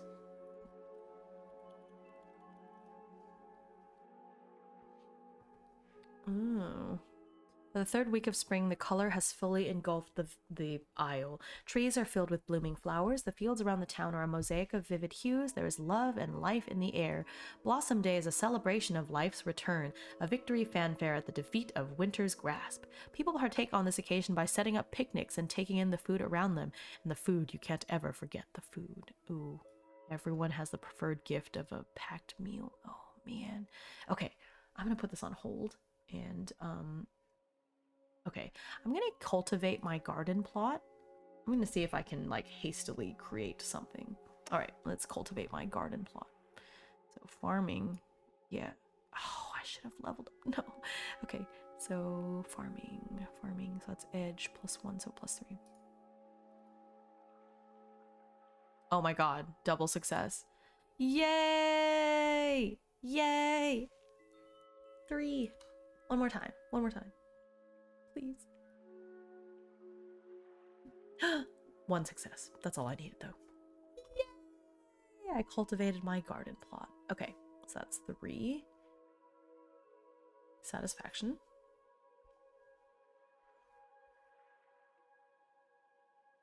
And now I am good at farming, so next time... Well, no, because I want time to pass, so I think that's okay to leave it at 3. Okay. Let me put this into my archive.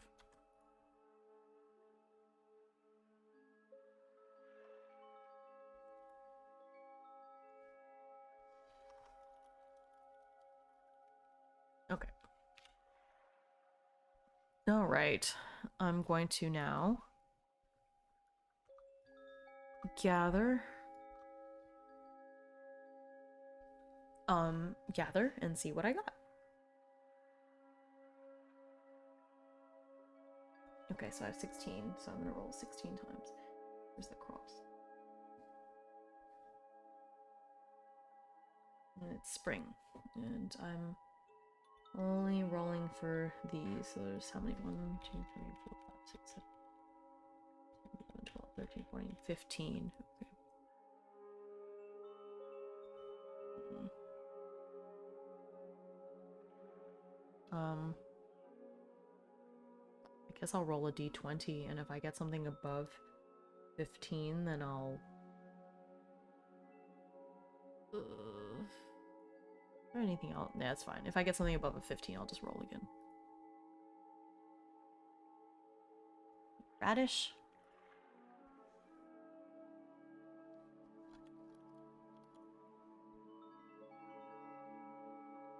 Or, you know what? I'll just roll 16 of them, right? 5, 6, 7, 8, 9, 10, 11, 12, 13, 14, 15. So I already rolled the 16. So I'll re-roll that one. Re-roll this one. Re-roll this one.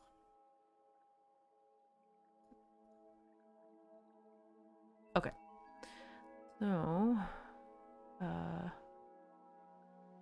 So... 3 ones. 3 beets.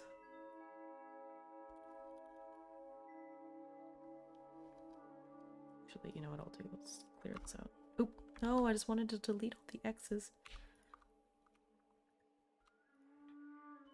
Actually, I guess I don't need this. Okay, no, it's good for me to have it just so I know what my field looks like. Okay.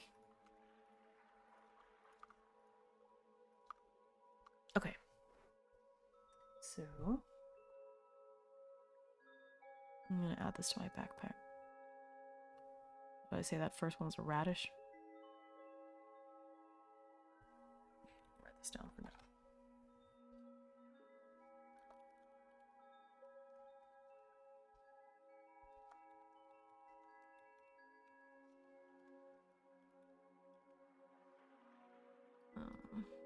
Oops. 3 number ones, that's 3 beets.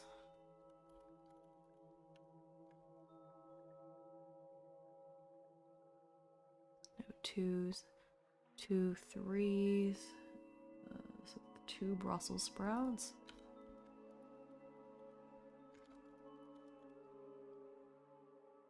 Four.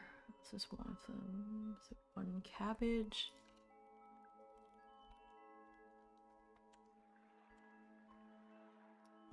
There's no 5 or 6. There's 2 7s.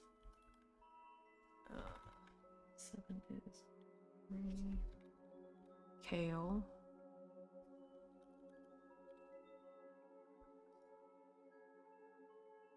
Eight, 9. So there's 2 9s. Mandrake. Oh, seems like for magical properties, that's terrifying. 10, there's 1 10.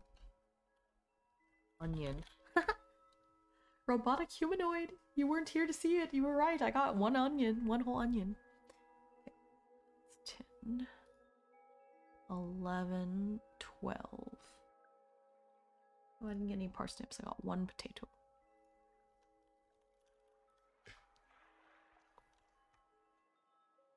One 13. Radish. Oh, wait. Oh, okay, so that's 2 radishes then. 14. There's 1, so 1 taro. And 115, which is 1 turnip. Let me add all these up, make sure it comes up to 16. 2, 5, 7, 8, 9, 10, 11, 12, 13, 14, 15, 16. Perfect. Okay, so let's like harvest.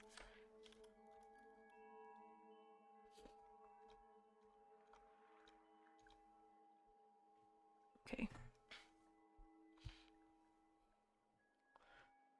Okay.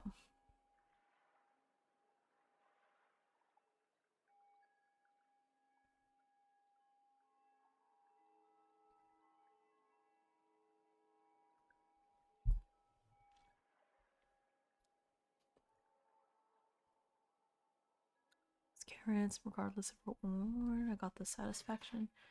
More resources. No, I did it. I get both. What else? Okay, seeds.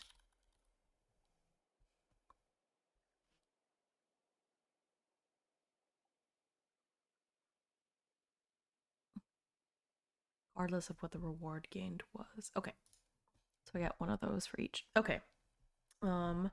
So I'm going to go and trade. Okay, some of these I want to go ahead and turn around and grow. So like the cabbage, because I love cabbage.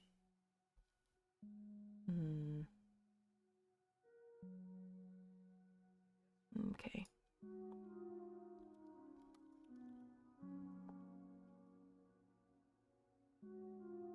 The 1 onion, because I want more onions.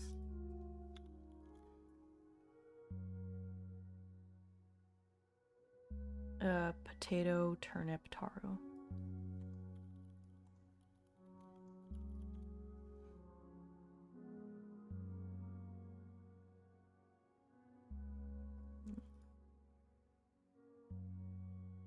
I don't know what mandrakes are used for. I guess I can grow them again. So I'm gonna grow 1 more, and then the rest of them I'm going to turn in to get new seeds.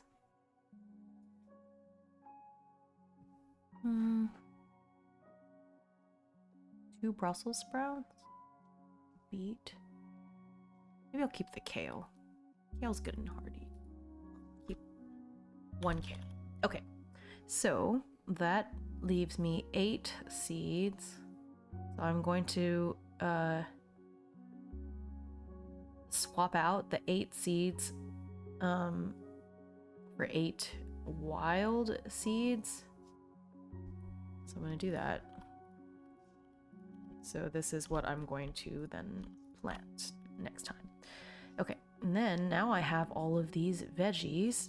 That was a clear 1-to-1 trade to Matsuba. Okay, so then I'm going to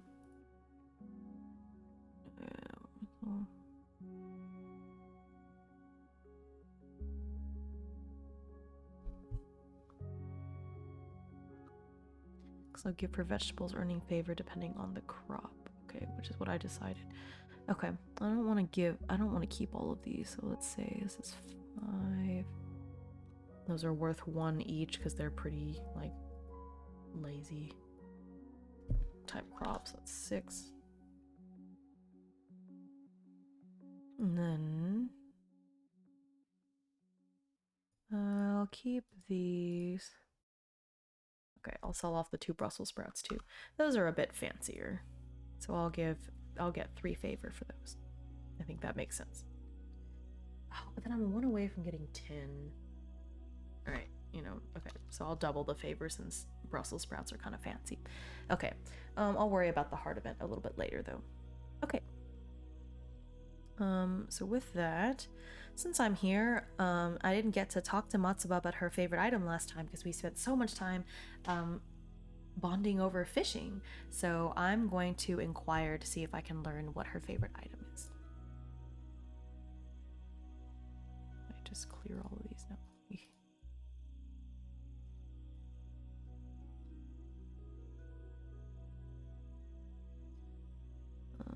So this plus heart plus inquiry, so plus 3. Okay, double success. Great. So her favorite item I'm gonna roll for is 79, which is textiles and wool. I guess that makes sense. She's a giant, so maybe they don't really make clothes in her size, so she makes a lot of her own clothes or has to provide a lot of textiles to the tailor, who I still have not met yet, by the way. But yeah, okay, that makes a lot of sense. Okay, so with that, I actually have all of these things now, so I'm going to try some cooking. Let me see how well this turns out. Okay, I'm gonna leave the mandrakes, but I'm gonna take my kale, cabbage, and potatoes, so that's 4, and see if I can cook something.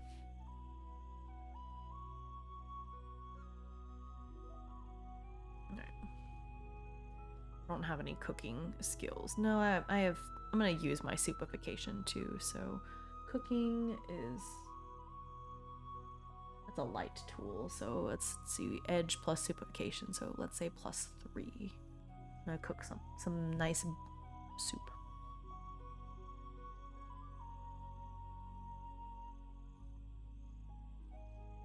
Okay, double success, so I managed to make 2. Let me keep this in my... those. Okay. What was it? Vegetable soup. And salad. Meals. Okay. It was a double success, so that didn't cause any time to go by. Wonder if I can do something with the... I guess I'll keep the onions. I'll try to make a taro turnip thing. So this is probably only going to be 1 serving, but because it's only 2 veggies this time, but let's see if I can make a 3rd one.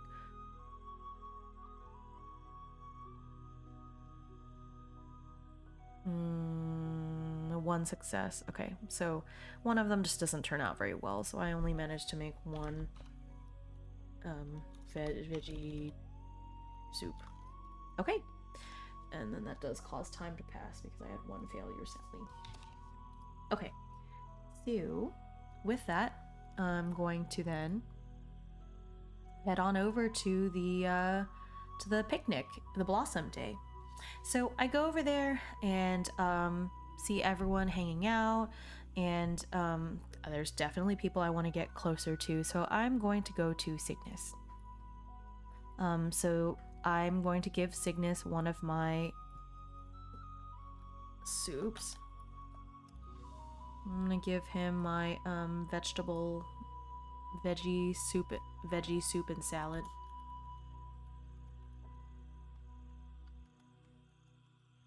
Let's roll to see if he likes it.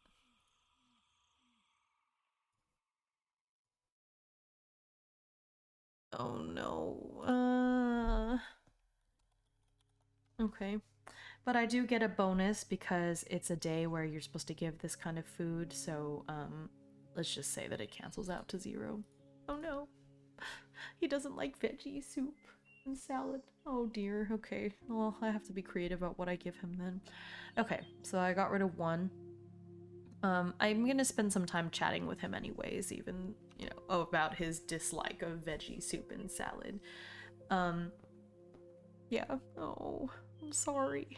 Okay, well I got rid of 1 of those. Let's see. I wonder if is there anyone else who likes veggies? That would make sense. Alright, well, who else am I trying to get? Oh, veggies! Opal says she likes them. Guess that's just something that I know based on all these things.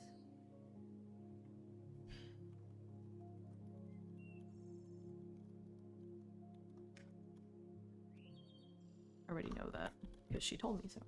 Okay, so in that case, I'm going to give her the veggie soup and salad combo that I made, and it's her favorite item because it's got vegetables in it, and it's a special day, so I'm going to double the favor that I get, so it's +4, so she now has 6 favor. Okay, so that's with Opal, and now I have 1 left. Oh. Kestrel. Kestrel is pretty cool too. How is it that even in a game where I'm making up all of the characters, I still struggle figuring out who I want to pursue? I want to pursue them all. Maybe that's the problem. Maybe it's because I've written them all so to my taste. Already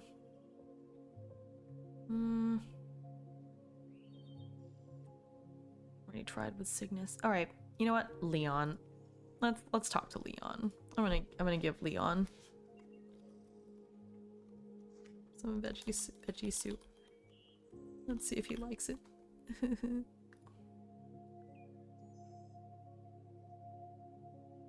Okay, so it's neutral.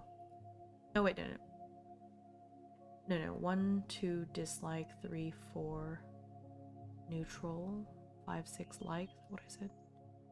Yeah, neutral.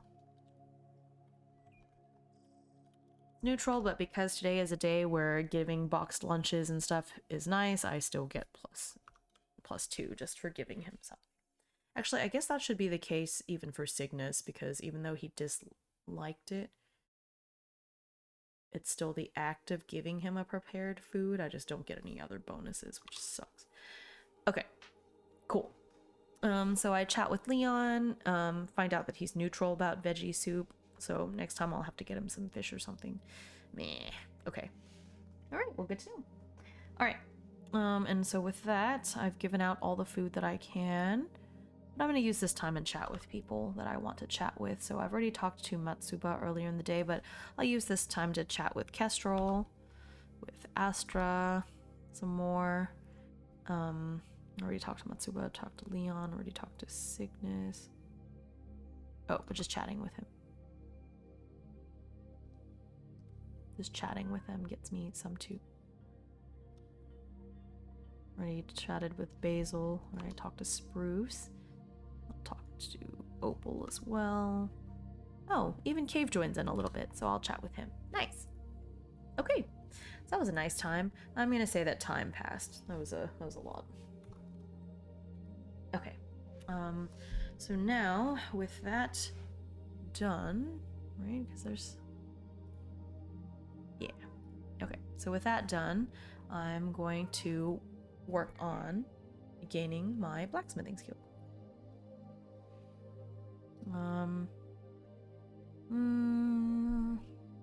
I've learned more about other metals, but not enough. So I get Leon to come with me. Actually, I'm going to try to persuade Leon to open the library for me. Let's do that.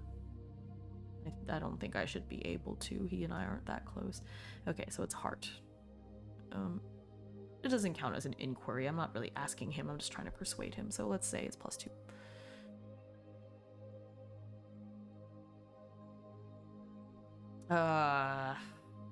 Failure. Okay, so time passes. He doesn't, he doesn't immediately go, but once the Blossom Festival is over, he does finally reluctantly go with me to the library, but it did cause time to pass, sadly. Man. And let's say I have to cash in some favor from him because he was reluctant to do it. Okay. So now I'm going to work on researching more about metals for this second quest. Because I can't get to mining. I can't get to the next box until I learn some more. So let me do that. Great. Double success. So time does not pass. All right, so I'll use this time to then go mining. So I go up north to the mountain to work on mining. I get it's a iron plus mining is +4, and then all those other special bonuses. Okay, cool. Double success. Let's keep mining. It's 1. Oh, no, double success as well because it's +4. Oh wait, but I get another tick mark from each success, so that's 3. 1, 2, 3. Okay, great. So with that mining, I then want to work on becoming more efficient at crafting the ingots. So it's not mining anymore. It's just kind of, well, oh, because I don't have the blacksmithing skill yet. So let's say that this is what kind of roll? Strength, knowledge, expertise, speed, agility using a light tool. Yeah, let's say this is a light tool. I'm working on forging these into ingots, so +2. So it's gonna be +2 just from the stats, so I don't get any other bonuses from this. But that's fine because I'm really close to being able to gain the skill. So 1 success. Time passes. Okay, I get 1 more try, so let's try it 1 more time. And then maybe the next time I can finally they'll make me the furnace if I can get this far, so. Okay, so 1 success. Okay, so that does cause time to pass, so the day will end after this, but that's okay. All right, so with that, I give the items to Cygnus and Maziar, and so they're going to craft the furnace for me, and it should be ready in 2 days.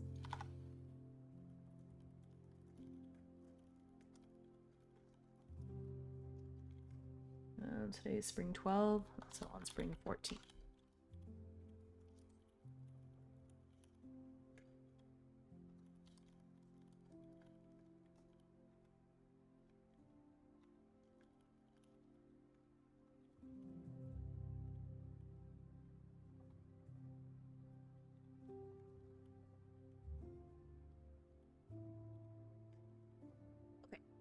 It'll be ready for me to pick up in 2 days on spring 14, so I'll get to that And then once I do that, maybe I can craft an item with blacksmithing. I probably have to go do some more mining in order to get stuff though, because right now I only have the 1 star iron ingot. So I'll work on that next time. Okay. So, is it spring 13? Okay.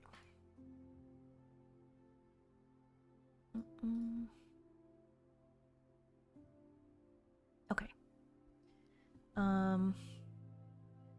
Let's do one more day in this game, and then I'm going to call it a night in real life. But we made a lot of leeway. It did start going a lot faster now that I understand the rules better and stuff. So, yeah, I'm really enjoying myself, and I hope you're enjoying listening as well. Okay. So it's a new day. I have my new garden plot, so let's see what these are.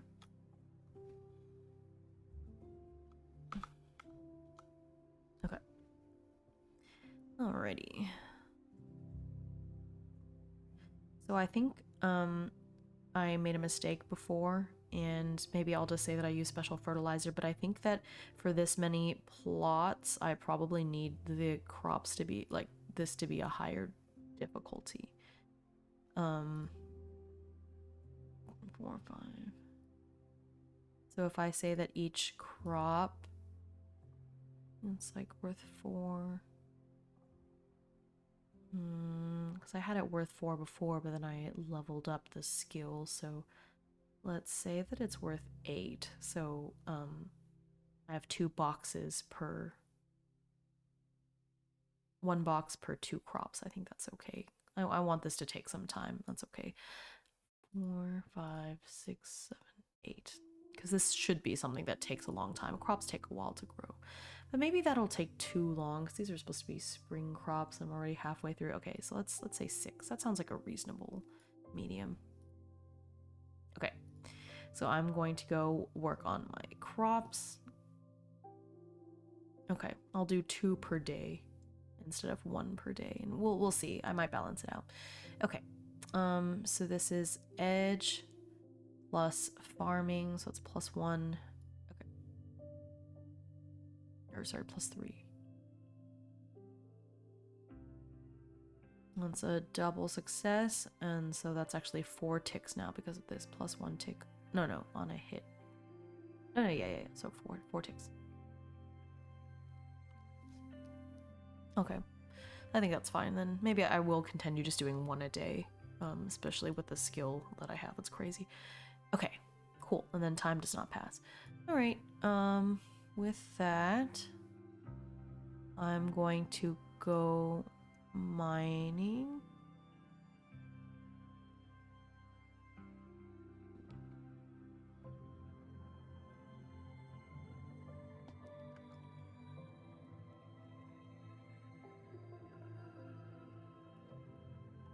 All right.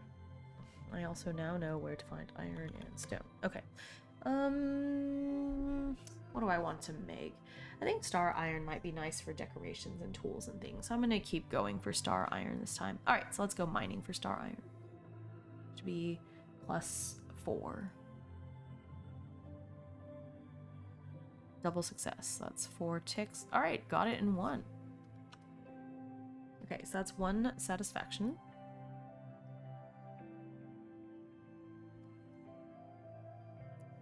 Yep, so that's 1 satisfaction, and let's roll to see how much I get. I didn't go super overboard. It was kind of exactly the amount that I need, so I'm going to roll a d6.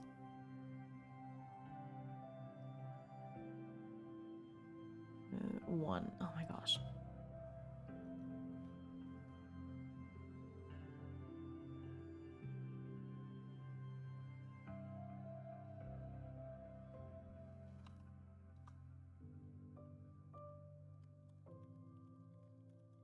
Okay, so I'll have to work on smelting it in a bit.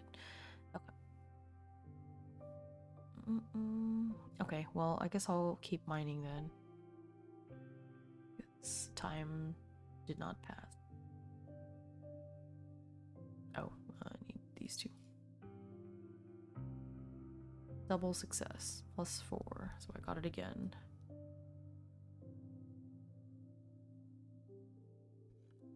Let's roll a d6 to see how much star iron I got. Hello. Okay, so let's go again. Oh, I should add this. So okay. I don't know why I need to keep track of this. It's just good to know, I guess. That's 1 success, 1 failure. That's 2 ticks. And time passes. Okay. Wait. No, wait. I don't think time does pass. Don't I have it now at where time only passes on a miss? Yep. Never mind. Time does not pass. Okay. 2 successes. So that's 4. Okay, so that's overkill this time. So instead of rolling a d6, I'll roll a d10.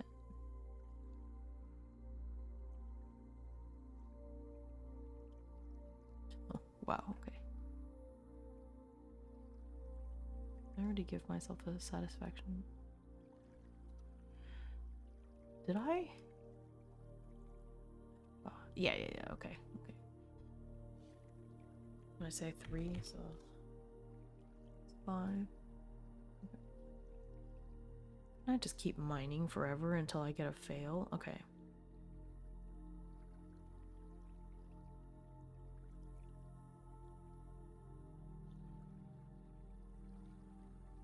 One success, 1 failure. That's 2.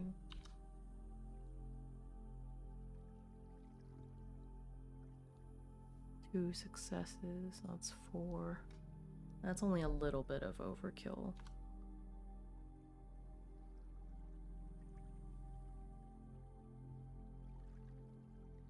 Oops. That's only a little bit of overkill, so I'll roll a d8.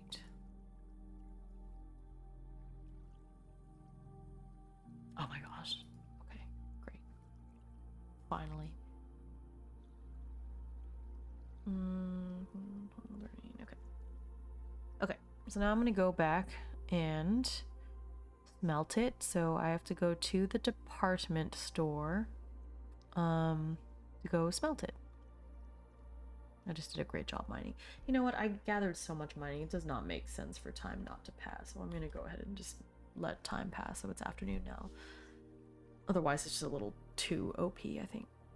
Okay, and so I'm going to go chat with Cygnus. Yay, hi Cygnus. And hopefully he'll let me use his furnace. Okay. Yeah, of course he lets me use it. He's let me use it up until now, right? Except that now that I'm getting into the swing of things, he's got to start charging a bit, right? So I'm going to give him something. I have wood. I have some... Oh, I thought I did. Oh, I have 6 logs. Okay, I'm going to give him 3 logs because he likes them. 3 times 2 is 6. And then I'm going to then cash in on a favor to use his furnace for today. Okay, so I'm gonna roll for processing these ores into ingots. Okay, so I don't get anything this time. No special skills because I don't have blacksmithing yet, but I'm gonna work on that for next time. So this should be it's a light tool, so this is an edge roll, so just regular straight +2.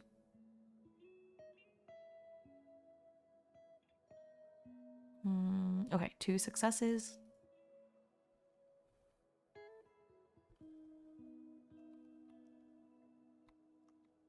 So time doesn't pass.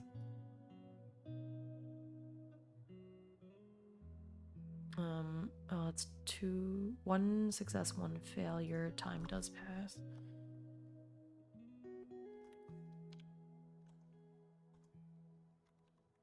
Okay, so let's go again. +2, so 1 success, 1 failure. causes time to pass. Let's go one more time. 6. Oh, that's 2 failures. Crap. Okay. Time passes. Okay.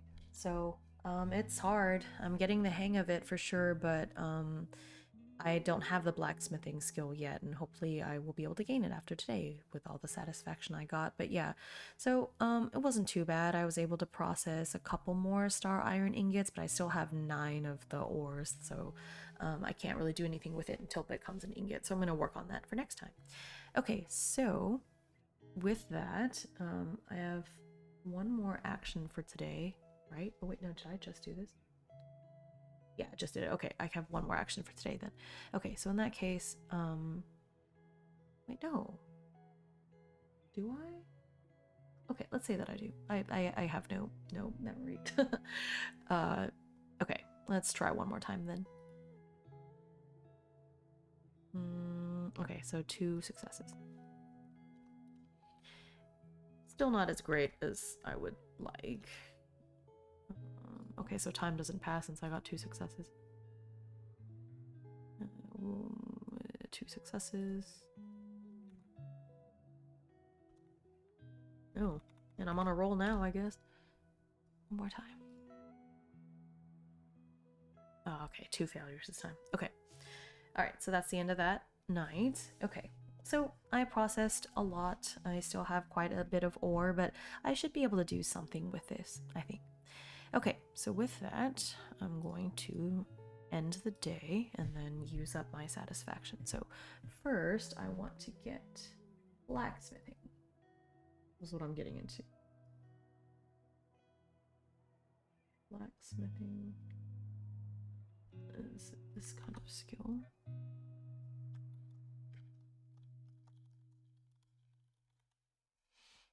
Okay.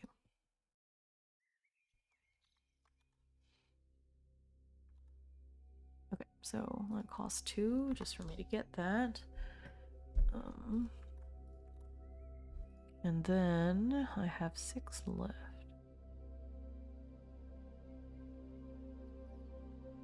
Okay, I'm gonna improve on my foraging, so that's -3.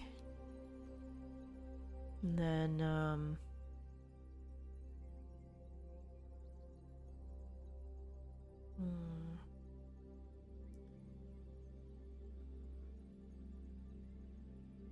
do I want blacksmith? Okay. I don't think I've improved enough on blacksmithing, so I'm gonna, story-wise, I'm gonna leave that alone. I'll save up the satisfaction for something else. Oh, I might gain another skill. Okay, so, let me see. Searching. I think that's good. I've started spending a lot of time at the library, so researching and things, so I think I'll do that.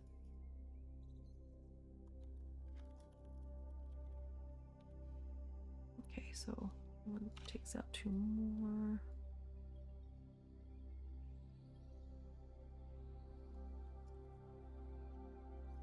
Okay, so now next time I have to search for something at the library with Leon, I have a little bit of a bonus to it. Okay, cool. All right, so I'm gonna call it a night there, literally in real life and not real life. So, okay, that means the next day that I start off on will be spring 14, and we will go from there. All right. Well, thank you so much for watching. I think I need to curate my playlist a little better next time. There was a lot of bird sounds this time. I don't know how much I like that, but yeah, I hope you enjoyed watching. We are over halfway through the spring calendar now, so I'm excited to see what happens. Also, oh, you know what? Let's see what the spring cleaning day is before I end for the night. Inquiring minds want to know. It's me, I am Inquiring Minds. With life and color back to the valley, it's unfortunately time to shake off the cobwebs, do some cleaning around town and also in one's home. It's not uncommon for instances of this holiday to include the entire town helping in the cleaning, one house at a time. Turns out that when you have a whole town working together, chores get done in a jiffy. Preferred gift is tasty drink. Uh-oh. I don't think I have a way to make tasty drinks. Wonder if I could just buy some. Cash in on my Matsuba because I have no way of making drinks, so I wonder if Matsuba will just let me buy some and I can give them out to my favorite peeps. I do have a lot of favor with Matsuba. I was thinking that I would do a heart event with her since I have 10, but I think it might be better for me to spend the favor to buy drinks because I'm interested in Matsuba as like a character, but I don't know if I know enough about her to be like romantically interested at this moment. I don't know. I guess it's okay for me to progress the heart events platonically too, but alright. That's a future me problem. I'll worry about that next stream. Okay, I probably won't stream this again until next week. I don't know, because I think on Thursday, my next stream, I want to do like a video game. So we'll see. We'll see how I feel. Maybe I'll be so obsessed that I'll do this next time too, but I might need a little bit of a break, so I might wait till next Tuesday to do this again. All right, well, thanks for watching. I hope it was entertaining. If you're so inspired, I definitely recommend checking out Iron Valley, which is the game that I am playing. It's like this Hope Isle is a campaign of Iron Valley, so I highly recommend you pick up the rulebook and play for yourself. It's something you can do on your own. As you can see, it really doesn't require that much math or anything. You get to be creative with some limits, and it's pretty fun. So, all right. Oh gosh, wait, I didn't work on my crops at all. I just mined all day. Whoops. Okay, next time. All right. Well, I'm going to bed, but if it's morning where you are, I hope you have a great rest of your day. Otherwise, good night to you as well. Bye bye.